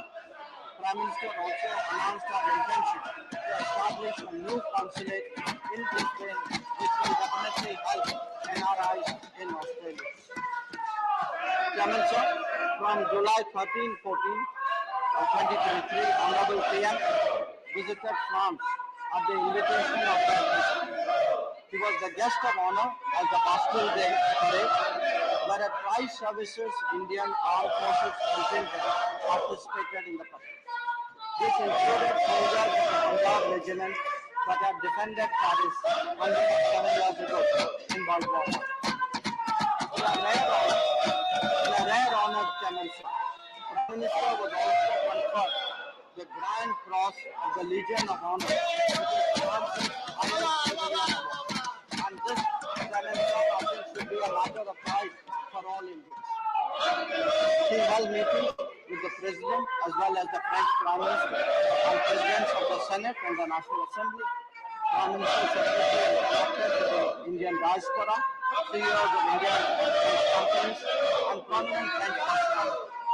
He announced the setting up of an Indian consulate in Marseille. India and France released a vision document, Horizon 2047, 25th anniversary of India-France strategic partnership towards a century of India-France relations. Third, on his way back, Prime Minister visited the United Arab Emirates on July 15. In Abu Dhabi, he held talks with the President of the UAE. The visit resulted in concluding agreements on trade settlements and national currencies and interlinking of payments of central banks. An MOU was signed for the establishment of an IIT Delhi campus in Abu Dhabi. This result is part of our initiative of taking Indian University out of India. Prime Minister received the President designate. A month before, Prime Minister paid a state visit to Egypt on 24-25 June. It was the first bilateral visit by an Indian peer to Egypt in 26 years. On June 25, Prime Minister talked with the President of Egypt and signed an agreement to elevate our ties to agreements were signed in the fields of agriculture, protection and preservation of farmland and archaeological sites, and competition. This between Delhi Cabinet Sector and setting up of IT Cairo. In a special ceremony, Prime Minister was conferred with the Order of Honor, the highest state honor of another notable development in this period was India's co-host of the third summit of the Forum for Indo-Pacific Islands, FIPIC, jointly with Papua New Guinea on 22nd at Port Moresby. Prime Minister was received with exceptional warmth and courtesy by Pacific leaders, starting with his arrival, and for all honorable members had an opportunity to see that arrival for themselves on the television screen. He was conferred the Grand Order of Grand Companion of the Order of Logohu by the Governor General of Papua New Guinea, the Companion of the Order of Fiji by the Prime Minister of Fiji, which are the highest civilian awards of the two nations. He was also presented with abacus, a symbol of leadership and wisdom, by the President of India. The main outcomes of the FIPIC summit: one, launch of Sustainable Coastal and Ocean Research Institute story housed in Suva, Fiji. Launch of the data warehouse for empowering Pacific Islands data, which shows geospatial data and has been developed by ISRO. Three, Prime Minister announced an action plan to strengthen India-Pacific Island partnership. This included a 100-bed regional super specialty hospital in Fiji, setting up of regional IT and cyber security training hubs for Papua New Guinea, Sagar Amrit Scholarship, Jaipur Food Camps, SME development projects, solarization project for government buildings, desalination units for drinking water, supply of sea ambulances, setting up of dialysis units, creation of 24/7 emergency helpline, setting up a Jan Aushadhi Kendra abroad, and to make cost-effective and efficient pharmaceuticals available, and setting up of yoga. For the first time since joining the organization, the full member states are Honorable Prime Minister hosted the SCO Summit, the Shanghai Cooperation Organization of Heads of State, in a virtual format on Thursday. The summit adopted the New Delhi Declaration and two joint statements on countering radicalization and cooperation in digital transformation. During the course of India's presidency, we successfully hosted 15 ministerial meetings, over 130 regular institutional meetings, and social cultural events with a key focus on secure, which is security, economic development, connectivity, unity, respect for sovereignty and territorial integrity and environment. Chairman, sir.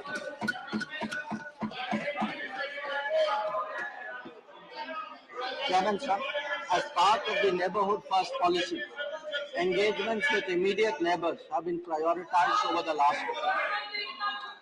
Two prominent visits that honorable members should note are those of the Prime Minister of Nepal and the President of Sri Lanka. The Prime Minister of Nepal paid an official visit to India from May 31 to 3. After bilateral talks, the two Prime Ministers participated in virtual groundbreaking ceremonies of 6 projects, including integrated checkpoints, railway lines, petroleum pipeline facilities, and transmission lines. The leaders witnessed the handing over of the Kurta-Bijalpur section of the railway line. Understandings reached included that on electricity imports from Nepal, as well as allowing export of Nepal's electricity to Bangladesh using the Indian grid. India also committed to expand cross-border petroleum pipeline. The President of Sri Lanka paid an official visit to India on 21 July 2023, his first in his capacity as President. Prime Minister and President have conducted discussions and agreed on a vision document to promote connectivity and catalyze prosperity. This covered multiple facets including maritime, air, energy and power, trade, economic and financial, as well as people-to-people connectivity.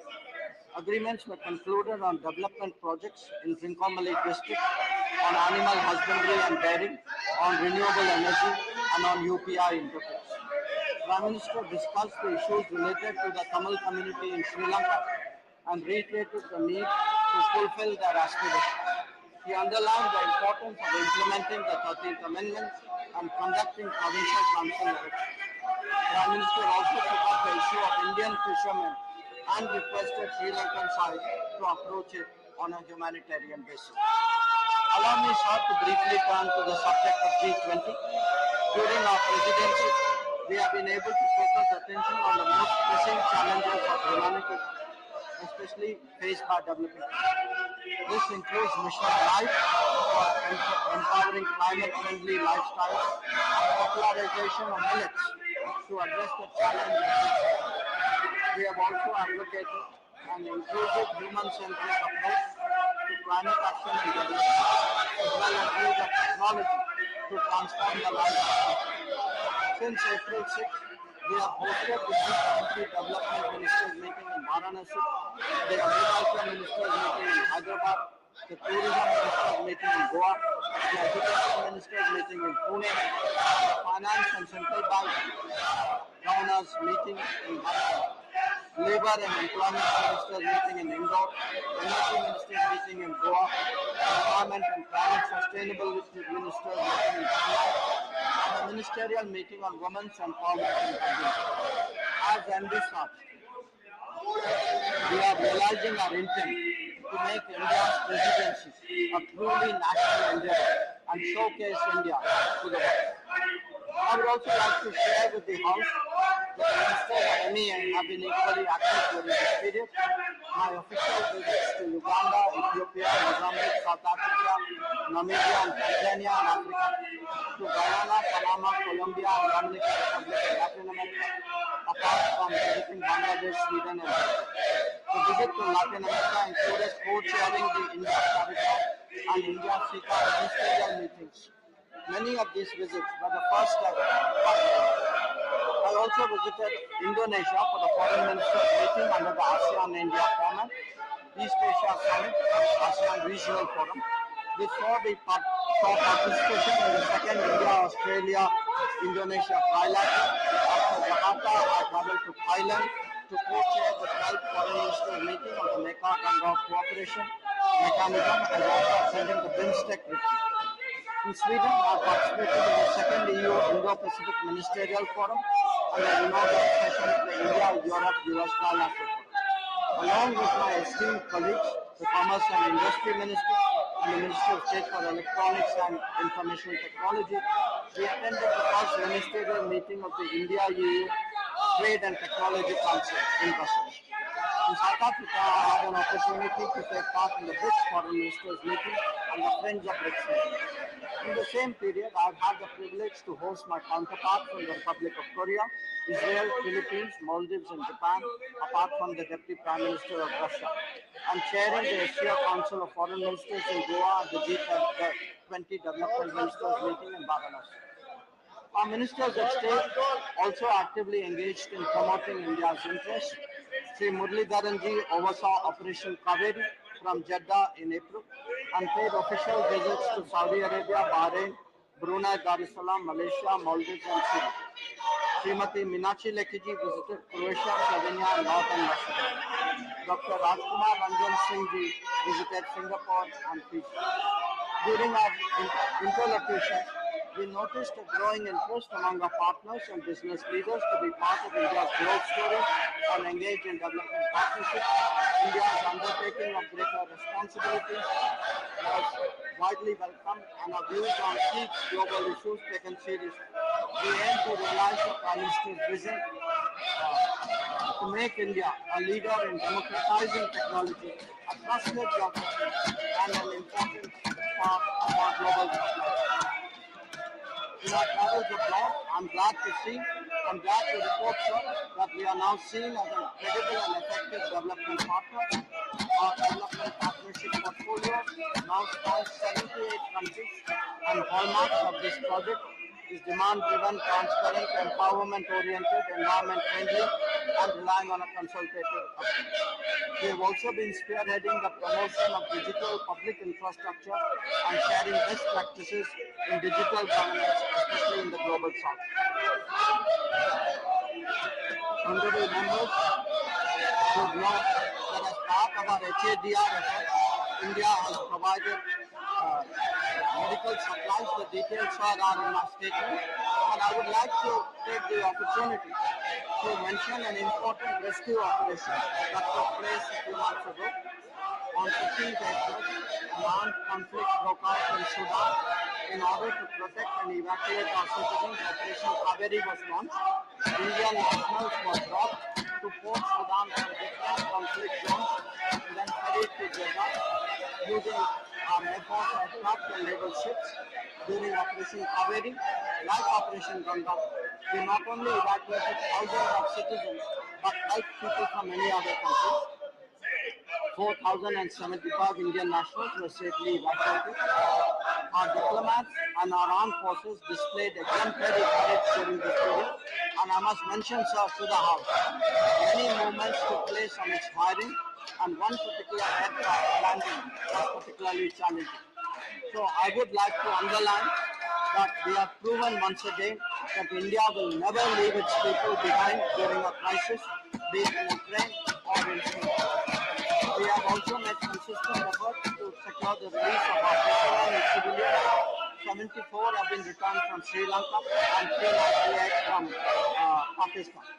So, in conclusion, let me say that at a time when international relations have become unprecedented and complex, our people-centric foreign policy, which is guided by the demands and aspirations of our society, has shown that India speaks as a voice of peace, of security and prosperity for all, while serving as a force of global good and stability.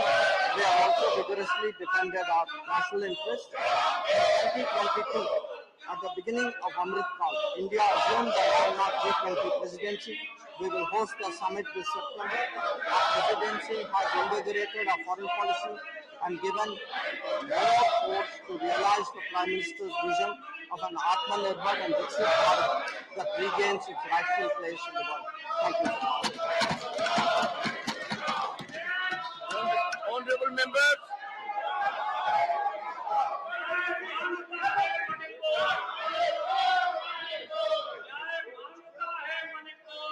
why are you having this posture?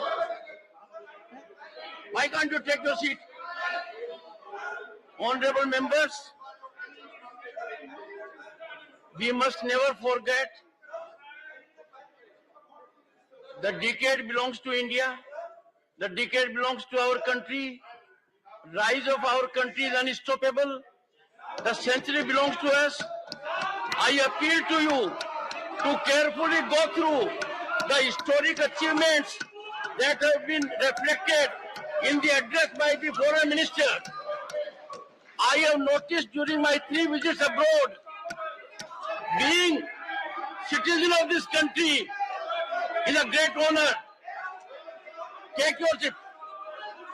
Honorable members, can you take your seat? Take your seat. Take your seat. Take. Remember your duties before telling me my duties. No, please. Honorable members, why don't you, honorable members, listen to me what I'm saying. Honorable members, as per Rule 251, no clarifications are permitted at the time of statement. I would allow, because there is a convention and we need to follow it. And clarifications are required because, would you please take your seat? You don't believe in growth of the country. You don't believe in historic growth. You don't believe in rising our reputation all over. You don't believe in all achievements the Honorable Minister put up.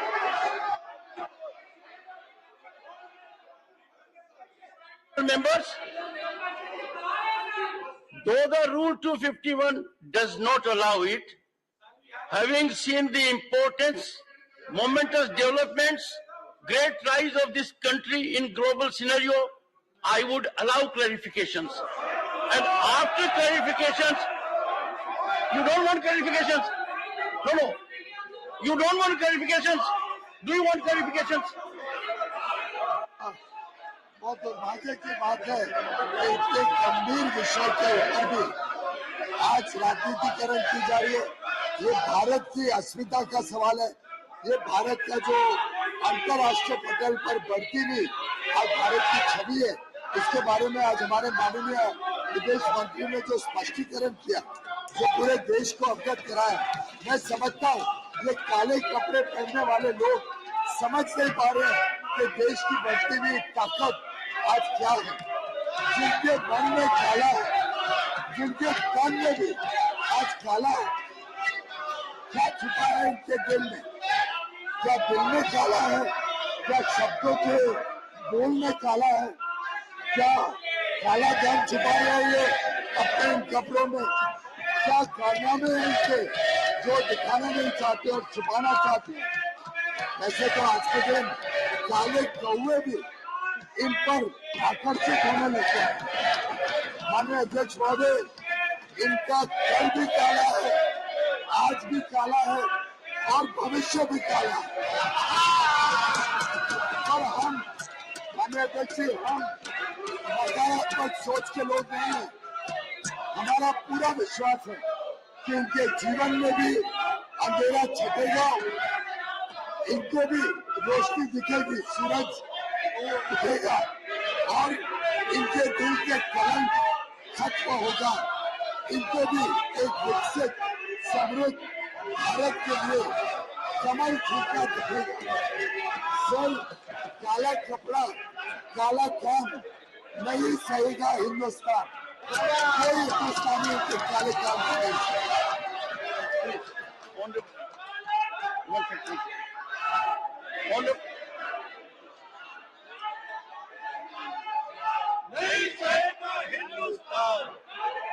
Take your seat.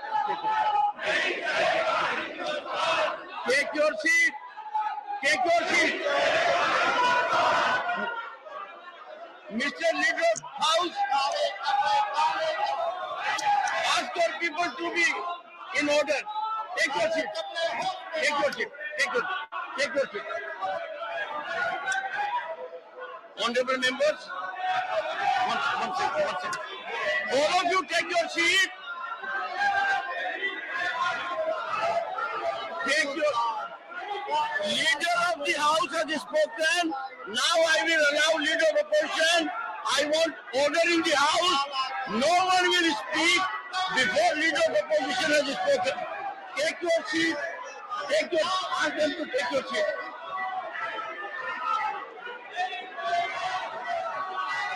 Honorable members,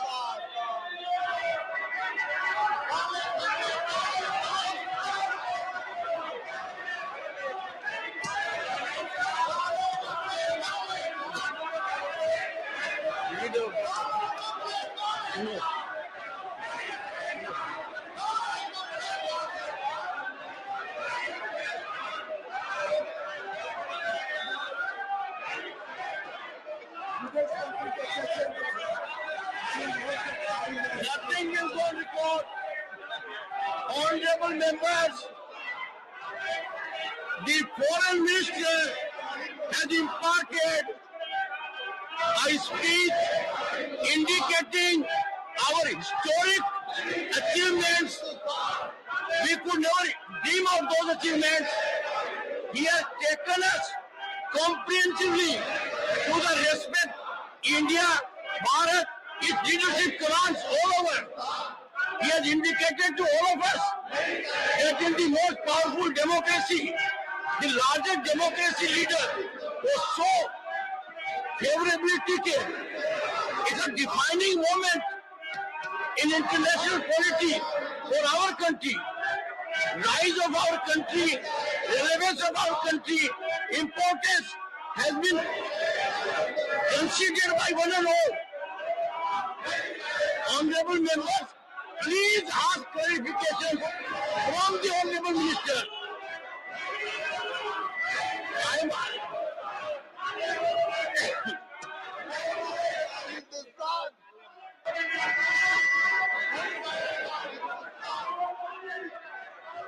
Mr. Shiva, when the Honorable Foreign Minister was on his legs, he was reflecting about our country's achievements.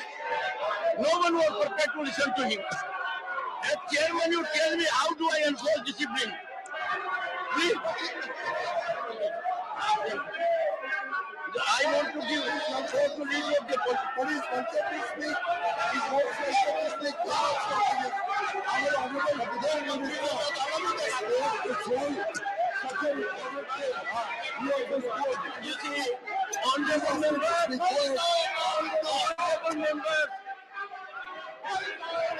honorable, nothing will go on record. Nothing will go on record. Honorable Foreign Minister has delivered a historic address, very objectively encompassing our formidable achievements, position India enjoys in the world at large. Since these are achievements for every Indian to be proud, these are achievements for every Bharatiya to be proud of. The rise of this country is on account of 1.4 billion people. Why can't we?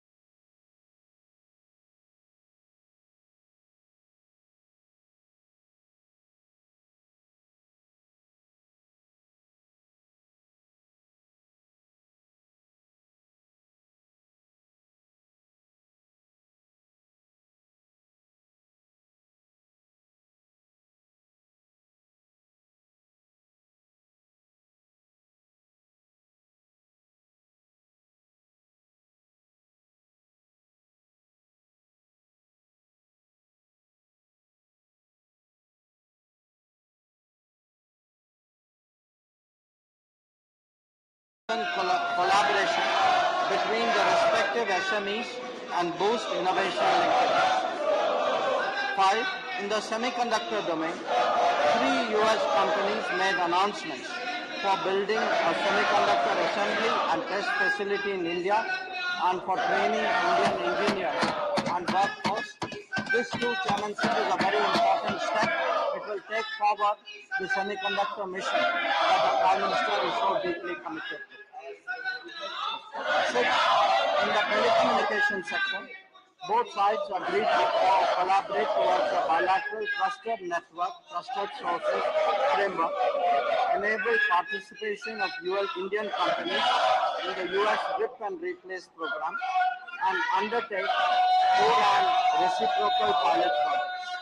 India and USA also agreed to accelerate cooperation in green hydrogen and other emerging technologies. 7.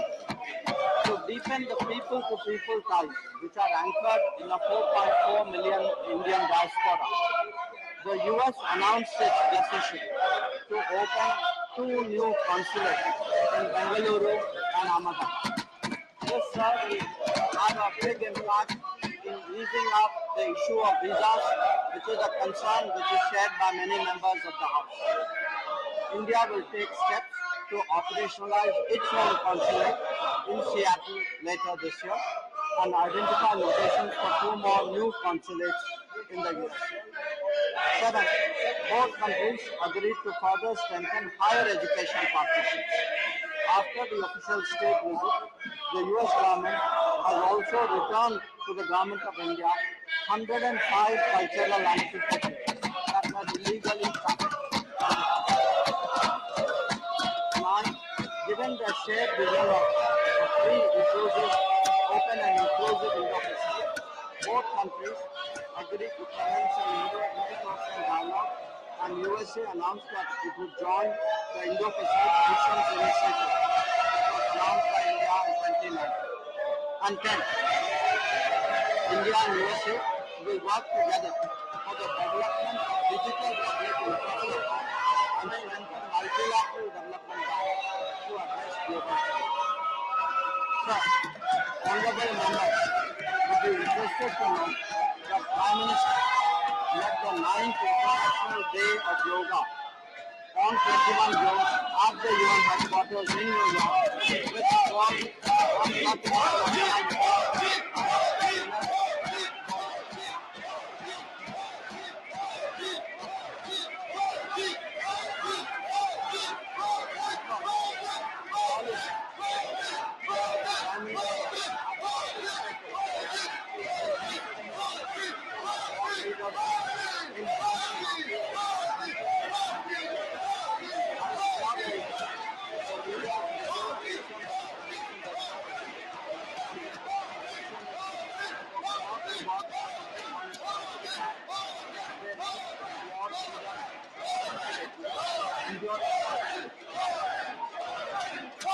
they also announced a new peace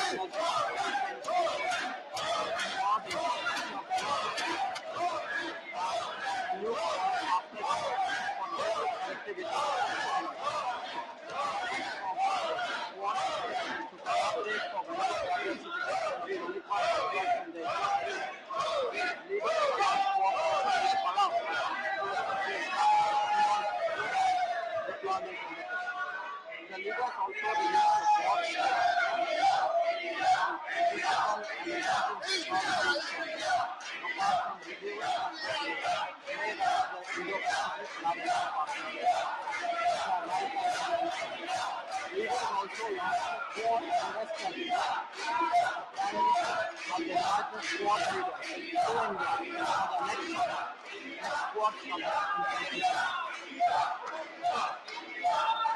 Prime Minister participated in the outreach session of the G7 summit on 20 May 2023.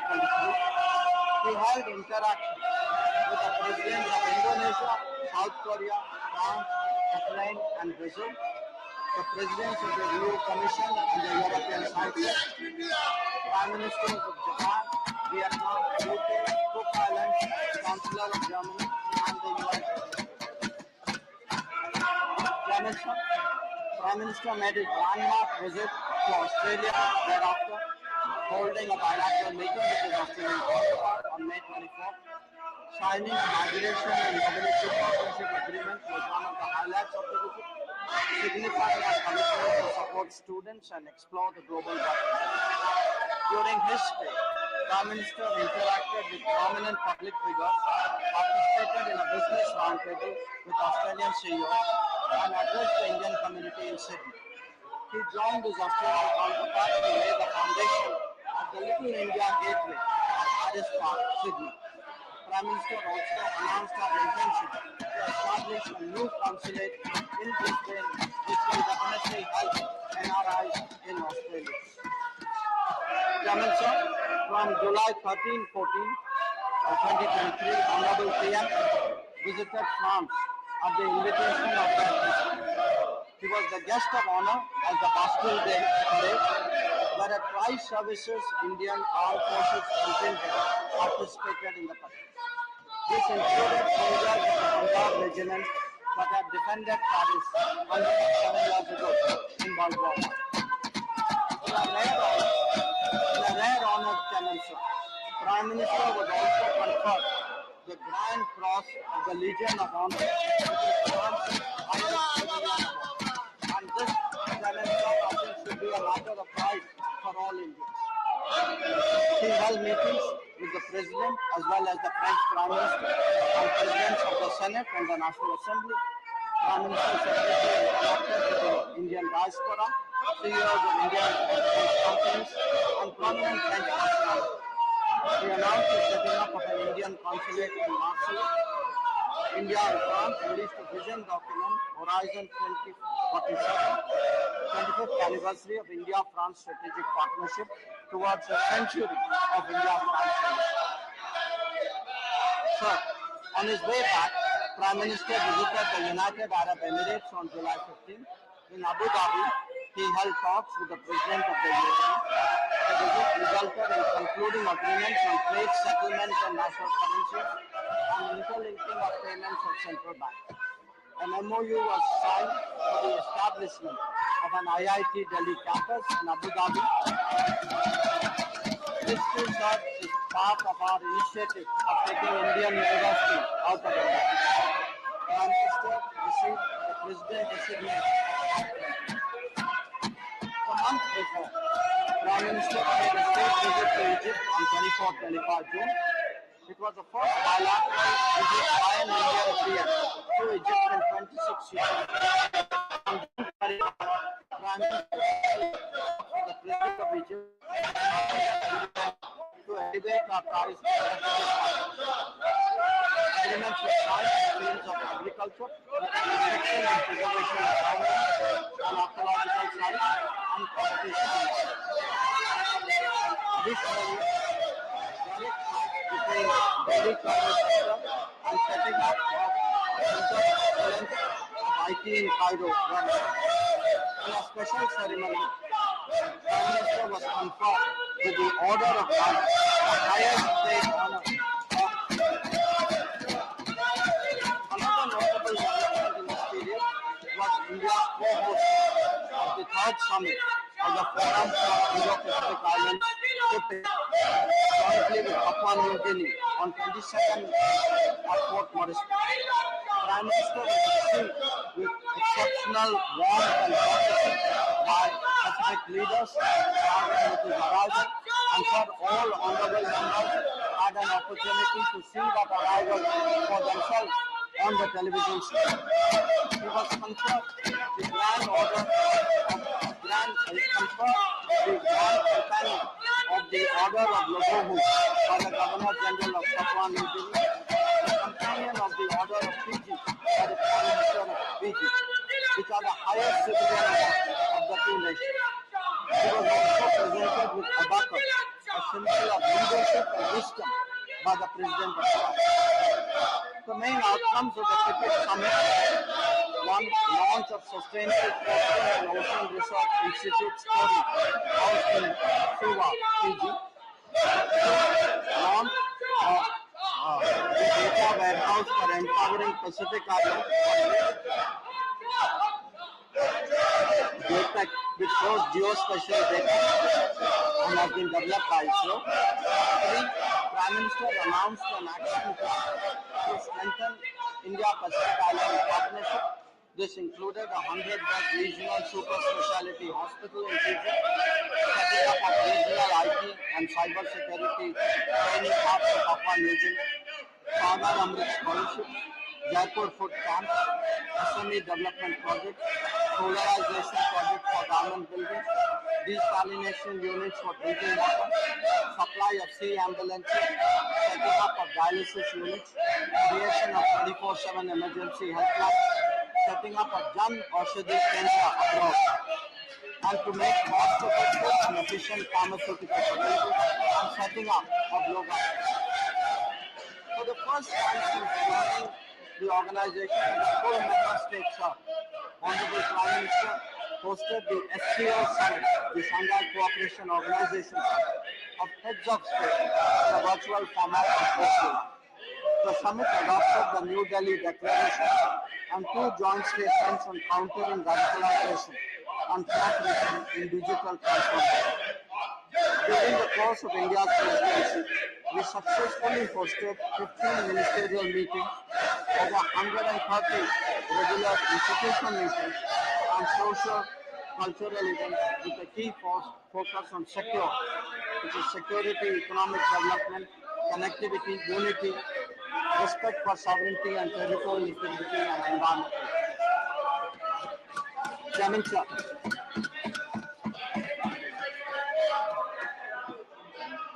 Chairman, sir, as part of the Neighborhood First policy, engagements with immediate neighbors have been prioritized over the last decade. 2 prominent visits that honorable members should note are those of the Prime Minister of Nepal and the President of Sri Lanka. The Prime Minister of Nepal paid an official visit to India from May 31 to 3. After bilateral talks, the 2 Prime Ministers participated in virtual groundbreaking ceremonies of 6 projects, including integrated checkpoints, railway lines, petroleum pipeline facilities, and transmission lines. The leaders witnessed the handing over of the Kurpa-Bijalpur section of the railway line. Understandings reached included that on electricity imports from Nepal, as well as allowing export of Nepal's electricity to Bangladesh using the Indian grid. India also committed to expand cross-border petroleum pipeline. The President of Sri Lanka paid an official visit to India on 21 July 2023, his first in his capacity as President. Prime Minister and President have conducted discussions and agreed on a vision document to promote connectivity and catalyze prosperity. This covered multiple facets including maritime, air, energy and power, trade, economic and financial, as well as people-to-people connectivity. Agreements were concluded on development projects in Trincomalee district, on animal husbandry and dairy, on renewable energy, and on UPI interface. Prime Minister discussed the issues related to the Tamil community in Sri Lanka and reiterated the need to fulfill their aspirations. He underlined the importance of implementing the 13th Amendment and conducting provincial council elections. Prime Minister also took up the issue of Indian fishermen and requested Sri Lankan side to approach it on a humanitarian basis. Allow me, sir, to briefly turn to the subject of G20. During our presidency, we have been able to focus attention on the most pressing challenges of humanity, especially faced by developing countries. This includes Mission Life for empowering climate-friendly lifestyles and popularization of millets to address the challenge of food security. We have also advocated an inclusive human-centric approach to climate action and development, as well as use of technology to transform the lives of people. Since April 6, we have hosted the G20 Development Ministers meeting in Varanasi, the Agriculture Ministers meeting in Hyderabad, the Tourism Ministers meeting in Goa, the Education Ministers meeting in Pune, the Finance and Central Bank Governors meeting in Bangalore.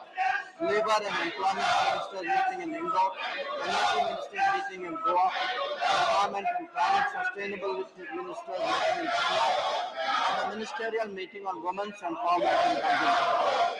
As envisaged, we are realizing our intent to make India's presidency a truly national endeavor and showcase India to the world.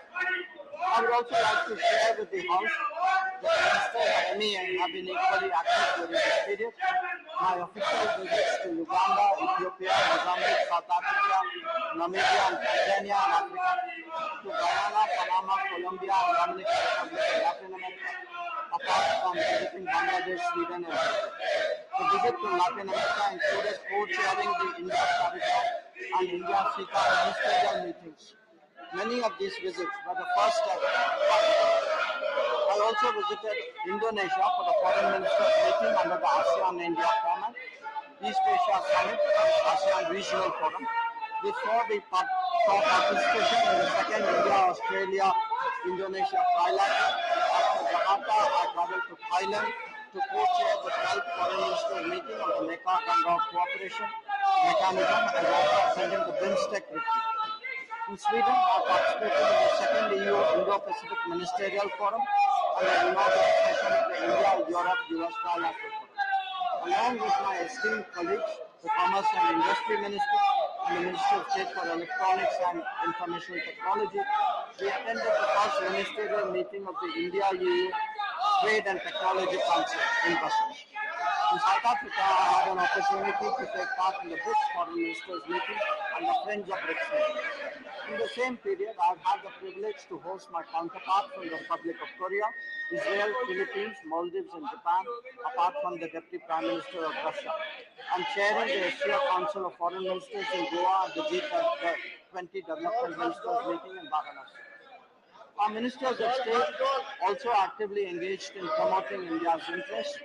Sri Muralidharanji oversaw Operation Kaveri from Jeddah in April and paid official visits to Saudi Arabia, Bahrain, Brunei, Dar es Salaam, Malaysia, Maldives, and Syria. Srimati Meenakshi Lekiji visited Croatia, Slovenia, and Northern Macedonia. Dr. Rajkumar Ranjan Singh ji visited Singapore and Fiji. During our interlocution, we noticed a growing interest among our partners and business leaders to be part of India's growth story and engage in development partnerships. India's undertaking of greater responsibilities was widely welcomed and our views on key global issues taken seriously. We aim to realize the Prime Minister's vision to make India a leader in democratizing technology, a trusted geography, and an important part of our global supply. In our travels abroad, I'm glad to report, sir, that we are now seen as a credible and effective development partner. Our development partnership portfolio now spans 78 countries, and hallmarks of this project is demand-driven, transparent, empowerment-oriented, environment-friendly, and relying on a consultative approach. We have also been spearheading the promotion of digital public infrastructure and sharing best practices in digital governance, especially in the global south. Honorable members should know that as part of our HADR effort, India has provided medical supplies. The details are in my statement. And I would like to take the opportunity to mention an important rescue operation that took place a few months ago. On 15th April, an armed conflict broke out in Sudan. In order to protect and evacuate our citizens, Operation Kaveri was launched. Indian nationals were brought to Port Sudan from different conflict zones and then ferried to Jeddah using our Air Force aircraft and naval ships. During Operation Kaveri, like Operation Ganga, we not only evacuated thousands of citizens but helped people from many other countries. 4,075 Indian nationals were safely evacuated. Our diplomats and our armed forces displayed exemplary courage during this period. And I must mention, sir, to the House, many movements took place on its firing, and one particular aircraft landing was particularly challenging. So I would like to underline that we have proven once again that India will never leave its people behind during a crisis. be it in Ukraine or in Syria. We have also made consistent efforts to secure the release of our personnel and civilians. 74 have been returned from Sri Lanka and 398 from Pakistan. So, in conclusion, let me say that at a time when international relations have become unprecedented and complex, our people-centric foreign policy, which is guided by the demands and aspirations of our society, has shown that India speaks as a voice of peace, of security and prosperity for all, while serving as a force of global good and stability. We have also vigorously defended our national interests. In 2022, at the beginning of Amrit Kal, India assumed the landmark G20 presidency. We will host the summit this September. Our presidency has invigorated our foreign policy and given more force to realize the Prime Minister's vision of an Atmanirbhar and Dixit Bharat that regains its rightful place in the world. Thank you. Honorable members,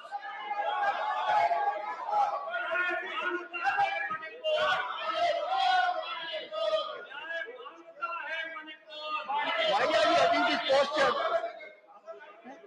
Why can't you take your seat? Honorable members, we must never forget the decade belongs to India, the decade belongs to our country, rise of our country is unstoppable, the century belongs to us.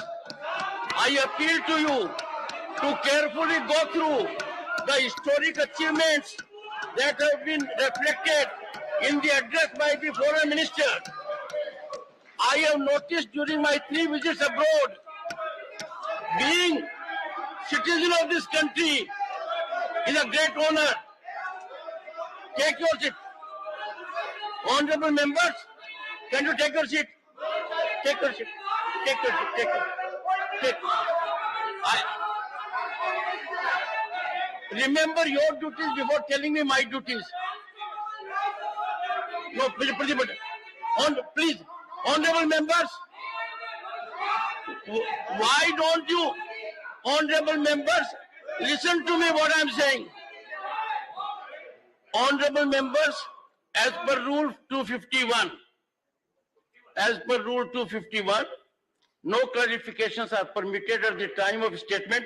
I would allow, because there is a convention and we need to follow it. And clarifications are required because, would you please take your seat? You don't believe in growth of the country. You don't believe in historic growth. You don't believe in rising our reputation all over. You don't believe in all achievements the Honorable Minister put up.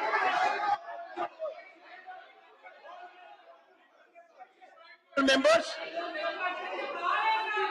though the Rule 251 does not allow it, having seen the importance, momentous developments, great rise of this country in global scenario, I would allow clarifications. And after clarifications, you don't want clarifications? No. You don't want clarifications? Do you want clarifications? बहुत दुर्भाग्य की बात है कि इतने गंभीर विषय के ऊपर भी आज राजनीतिकरण की जा रही है. In today's revised order paper. Item number 10 Shrimati Geetaben Rathwa ji. नमस्कार सभापति महोदय, मैं आज के कार्यसूची में मेरे नाम के सन्मुख यथा सूचीबद्ध ग्रामीण विकास एवं पंचायती राज संबंधी स्थायी समिति का 32वां, 33वां, 34वां और 35वां प्रतिवेदन हिंदी और अंग्रेजी और संस्करण में प्रस्तुत करती हूँ. नंबर 11 श्रीमती रमा देवी जी.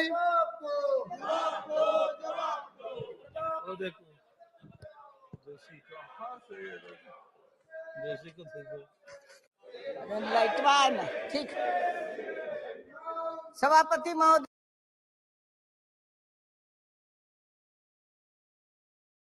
और बढ़ावा दिया जाता है, पायरेसी को रोकने के लिए हम इसको लाए. दूसरा, लाइसेंसिंग के प्रोसीजर को और सरल करने के लिए इस बिल के माध्यम से बल मिलेगा. और तीसरा, जो हाई कोर्ट और सुप्रीम कोर्ट की जजमेंट है उसके साथ हार्मोनाइज करने का काम हमने इसके माध्यम से किया है। मैं विस्तार में इसमें पूरी बात कहूंगा, लेकिन एक बात और जरूर कहूंगा। जब धारा 370-35 से हटाने का समय 70 साल में किसी ने प्रयास नहीं किया, धारा 370-35 से सदा के लिए समाप्त करने का काम भी 2019 में मोदी सरकार ने किया। लेकिन उससे पहले भी माननीय उपसभापति जी 370-35 के कारण इस एक्ट में प्रभाव आता था, लेकिन हमने अब उस सेक्शन को ओमिट करने का काम किया है, तो हमारे जम्मू कश्मीर के भाई और बहनों को, वहाँ के कलाकारों को भी इससे लाभ मिलेगा। आपने मुझे बोलने का अवसर दिया, मैं सभी माननीय सदस्यों का सुनने के लिए बेताबी से इंतजार कर रहा हूँ। और मुझे पूर्ण विश्वास है सिनेमा जगत के पक्ष में, सिनेमा जगत से जुड़े सभी लोगों को, डिस्ट्रीब्यूटर से लेकर फिल्म बनाने वाले से लेकर स्पॉट बॉय से लेकर एक आर्टिस्ट तक, हर किसी के हित में बिल लेकर आए हैं। पूरे सदन का मुझे लगता है समर्थन इसमें मिलेगा। मैं आपसे भी निवेदन करता हूँ। धन्यवाद। I now call upon the members whose names have been listed for participation in the discussion. Shri Sushil Kumar Gupta.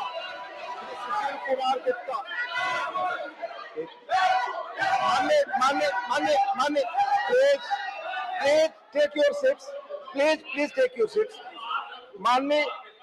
माननीय सदस्य, प्लीज आप जानते हैं सदन के रूल्स और प्रोसीजर के तहत सिनेमेटोग्राफिक बिल पर हम डिस्कशन कर रहे हैं। अगर इस पर माननीय लोग भी बोलना चाहते हैं तो मैं इजाजत दूंगा, अदरवाइज जिस इश्यू को माननीय चेयरमैन डील करके स्पष्ट कर चुके हैं उस पर बोलने की इजाजत मैं नहीं दे सकता। बहुत क्लियर। माननीय Shri Sushil Kumar Gupta,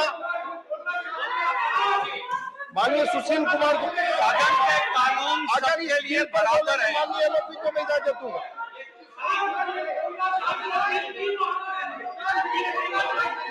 cinematography bill pay बोलेंगे माननीय लोग भी, इस बिल पर बोलना चाहते हैं माननीय लोग, प्लीज इस बिल पर बोलना माननीय लोग, प्लीज माननीय लोग इस बिल पर बोलने उपाध्यक्ष महोदय, मैं दिल की बात भी करना चाहता हूँ और दिल की बात भी करना चाहता हूँ, क्योंकि मणिपुर में जितना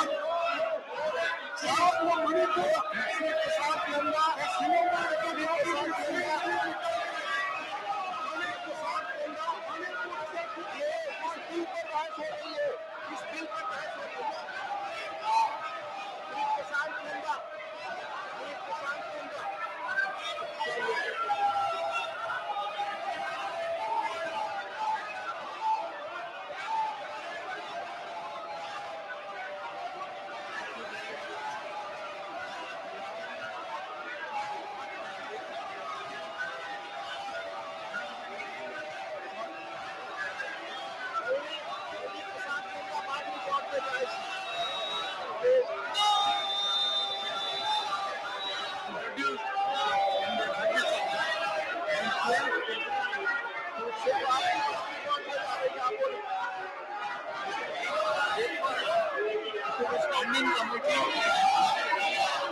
technology, the standing committee submitted its report on 16th March 2020.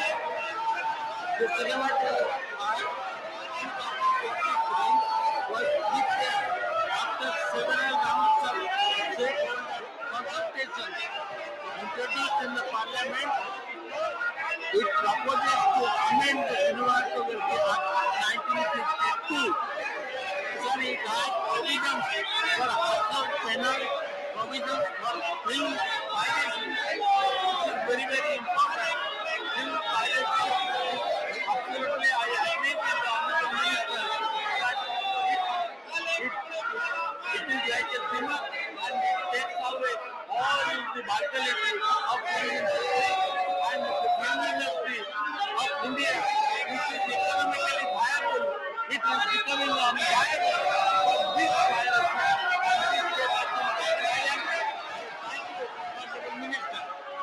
And In the introduces, we have a category for film. So I am not very much interested in this category.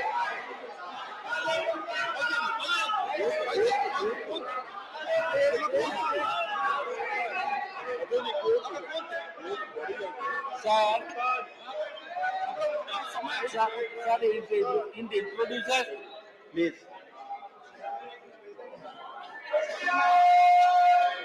Please. के कारण 1 minute इनकी बात सुनने का अवसर नहीं मिला। अगर ये शुरू से अपनी बात कह सके तो बहुत महत्वपूर्ण बिल है पूरे सिनेमा जगत के लिए। एक एक शब्द बहुत महत्वपूर्ण है। डॉक्टर प्रसाद नंदा जी, आप शुरू से बोले, माननीय मंत्री जी आपको सुनना चाहते हैं। Please. Very much, sir, and I thank the Honorable Minister. I would like to tell you that this is a subject very close to my heart because I am in the film industry for the last 60 years. I have made film, I have seen film, I have seen my film selling, and I have also faced the problems of censor board. And I have also suffered due to piracy. So this is what is me, who have seen all this, and it was 1952, and afterwards everybody forgot. And piracy is such a thing. After mobile or anything, or by conspiracy with the exhibitors, the print of this were being taken away. I have seen Hindi films released today, and it is shown in Dubai next day. So for that, actually, we are losing, as I have heard, losing around 18,000 crores per year, and 60,000 people are going for jobless. I'm really sad, and I'm happy today that this bill has come where it has taken care of all these things. It has taken care of so many things, out of which the stringent law against piracy, it is very much in favor of the film industry of India total. It includes imprisonment for 3 years and rupees 10 lakh penalty for those found involved in piracy. And the act of piracy will be a legal offense, and even transmitting pirated content will be punishable. So, ठीक है. Then I am talking about the most important thing, which is it will classify films on the basis of age group instead of rating them U.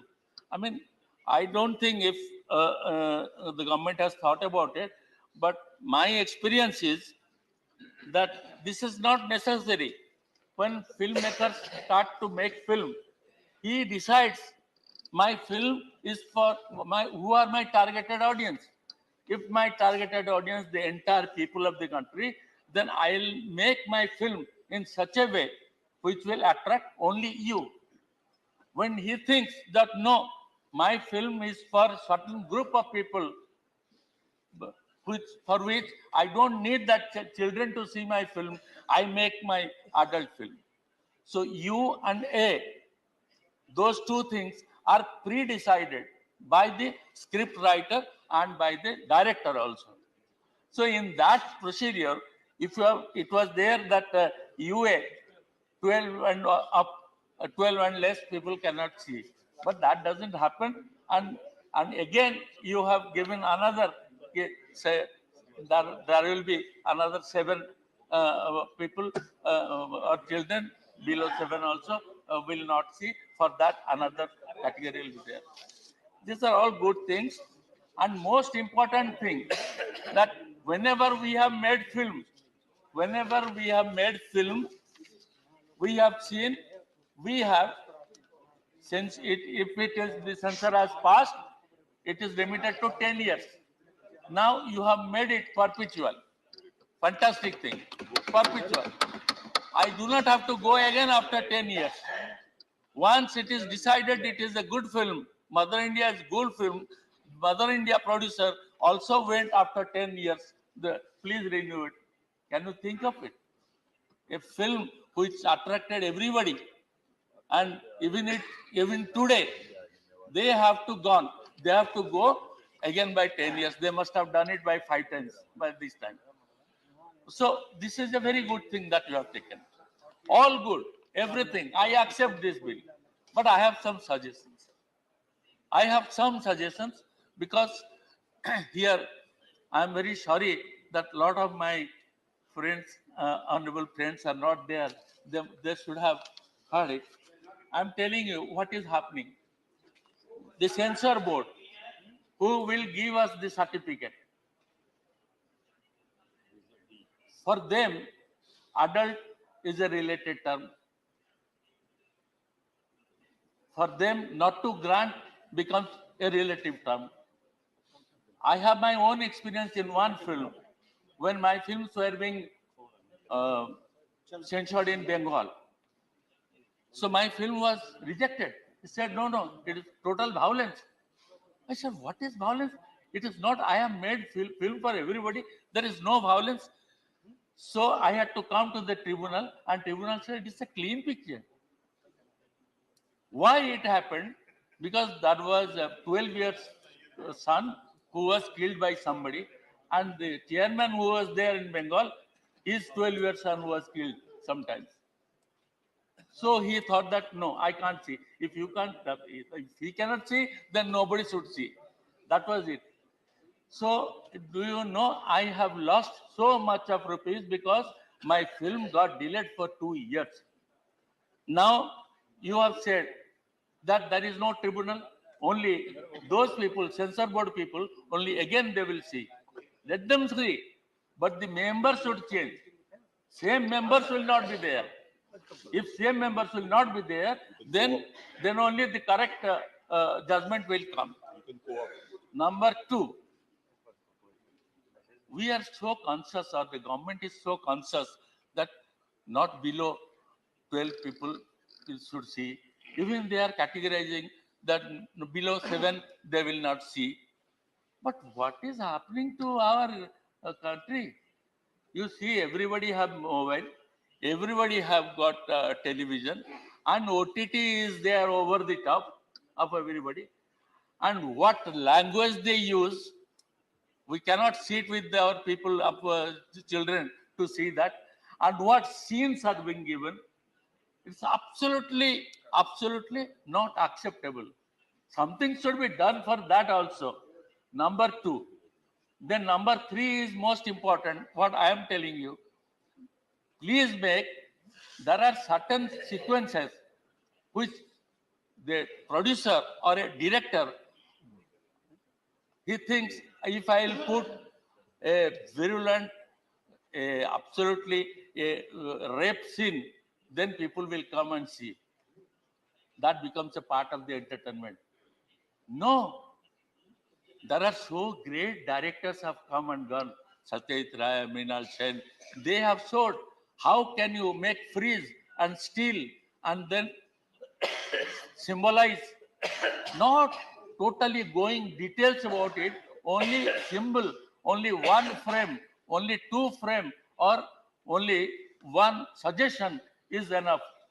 So the body, the content of the film should not be a rape. If the rape scene is inevitable, then show it in symbol, not in exhaustive way. That is not the situation. That is what you are also thinking. If there will be a symbolic shot, then people, children of 12 and 7 also can see that film. There is no problem. There are so many things which has to be discussed and decided. But as on today, after 1952, if the government has thought to change it, to amend it, it's very good. It has discussed with many people. I know whatever was necessary, it has been done. But then I think some more discussion needed. And we at this age, we think that now gone are the days when we are sitting with our son and daughter now the time has come to sit with her grandson and grandchildren. But I cannot see those OTT films which has got very good content, but very badly, shabbily depicted and very shabbily done, to which I say that the first thing is that censor board should understand, leave aside the content, how the content is projected in that film, that has to be taken. Number two, the dialogue, they should not use any word which is unparliamentary. Can this be done? If that is done, it is all right. जितना गालियां है, जितना गालियां जो आप सुन नहीं सकते, वो सारे गालियां ओटीटी पे आ रही है आज, और free for everybody to see it. So my request will be, when we are going for an amendment in today, in 2023, when we have already given a thought that we are going to change, give certain more changes that people will think that we do not need for another 20 years to think about it. Let us not do it for this year and then go on adding after 2 years or 3 years. It's not the thing. When you are thinking, please think in a big way, and I request that my suggestions are to be taken seriously. Thank you very much. Thank you, Prashant Nanda ji. Thank you. Dr. Kani Moji, NVN Sonu, not present. Shri Jawahar Sarkar, not present. Dr. Ashok Bajpayee, 4 minute. 4 minute में कैसे काम चलेगा? 12 वक्ता हैं आपके और 46 minute है, तो मैंने अधिक ही कहा है. 4 मिनट. उपसभापति महोदय, भारत दुनिया का सबसे बड़ा फिल्म उत्पादक देश है. सबसे बड़ी संख्या में फिल्में हमारे देश में बनाई जाती हैं. मनोरंजन और संगीत की दृष्टि से सबसे सस्ता मनोरंजन का एक आधार है हमारे यहाँ सिनेमा जगत. मान्यवर, अगर देखा जाए तो हमारा सिनेमा जगत का इतिहास बहुत पुराना है. भारतीय सिनेमा का इतिहास 19वीं सदी के उत्तरार्ध से प्रारंभ होता है. 1896 में बॉम्बे में लुमियर ब्रदर्स की लघु फिल्में स्क्रीनिंग की गईं. दादा साहब फाल्के को भारतीय सिनेमा का जनक कहा जाता है. मान्यवर, भारतीय निर्मित फिल्म राजा हरिश्चंद्र 1913 में रिलीज हुई और भारतीय सिनेमा की शुरुआत वहां से हुई. मान्यवर, पहली भारतीय टाकी आलम आरा 1931 में रिलीज हुई, जिसने भारतीय सिनेमा के नए युग की शुरुआत की. इस तरह से मान्यवर एक भारतीय सिनेमा की निरंतर प्रगति हुई है. और आज अगर जिस तरीके से देखा जाए कि आज टेक्नोलॉजी के माध्यम से भारतीय सिनेमा ने बहुत प्रगति की है और बड़े पैमाने पर लोगों को रोजगार उपलब्ध कराने का काम किया है, चाहे कलाकार हों, निदेशक हों, प्रोड्यूसर हों या क्रूमैन्स हों, और बाकी तमाम सारे लोग जो हैं उस सिनेमा के माध्यम से उनको रोजगार मिलता है. बड़े पैमाने पर राजस्व का भी अर्जन होता है. लेकिन दुर्भाग्य की बात है कि सिनेमा की पायरेसी के कारण बहुत बड़ी राजस्व की क्षति होती है. और मैं समझता हूँ लगभग एक वर्ष में 150 अरब से करोड़ रुपए से ज्यादा, अरब रुपए से ज्यादा की तो हमारी सिनेमा के राजस्व की घाटा होने का काम हो जाता है इससे बड़े पैमाने पर. तो इस तरीके से अगर देखा जाए तो इसको आवश्यकता थी कि इस विधेयक को संशोधित करने की.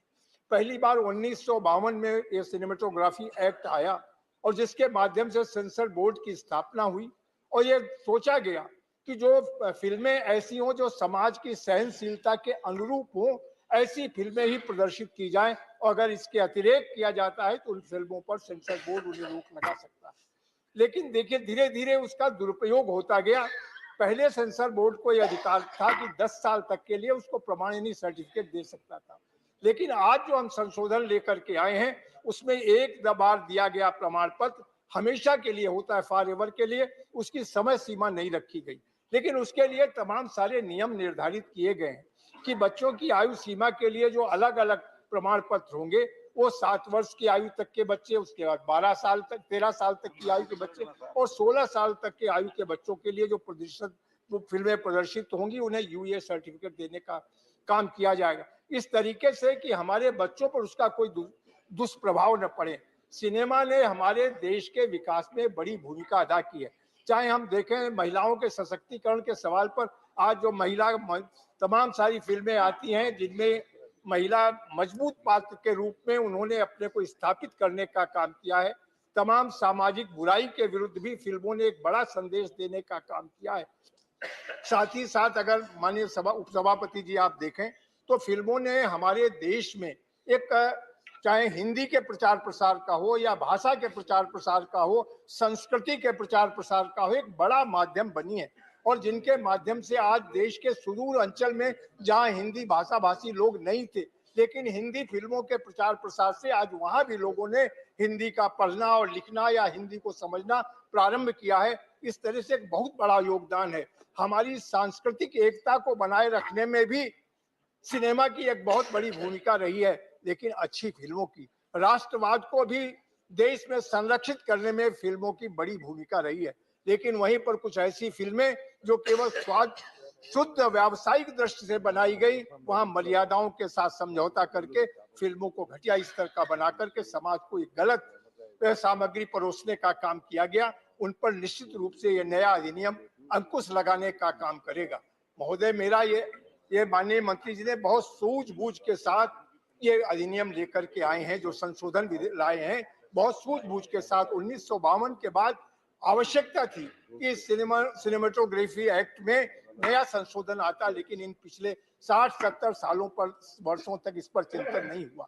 आज सिनेमा हमारे ग्रामीण क्षेत्र से लेकर नगरीय क्षेत्र तक सारे देश में देखा जाता है। सिनेमा के माध्यम से बहुत बड़ा संदेश जाता। अभी मान्यवर, अगर आपने देखी हो कश्मीर फाइल फिल्म आई, वहां के उस स्थिति का चित्रण जो कभी समाज नहीं जान पाता, वो फिल्म आई। अभी केरल स्टोरी एक फिल्म बनी है, किस तरह से धर्मांतरण को करने का काम किया गया। आज देश ने इन फिल्मों के माध्यम से जाना कि इस देश में क्या क्या होता है। तो फिल्में एक ऐसा सशक्त माध्यम है संवाद का, संदेश का और एक सांस्कृतिक एकता का, सांस्कृतिक एकरूपता का, और उसको बहुत सबल होना चाहिए। और मान्यवर, जो संशोधन में प्राविधान किए गए हैं कि हमारा जो सेंसर बोर्ड होगा उसके अधिकार भी बढ़ाने का काम किया गया है, कि वो इस तरीके की फिल्मों पर रोक लगाने का काम करेगा। साथ ही मान्यवर, हम धन्यवाद आपका। धन्यवाद।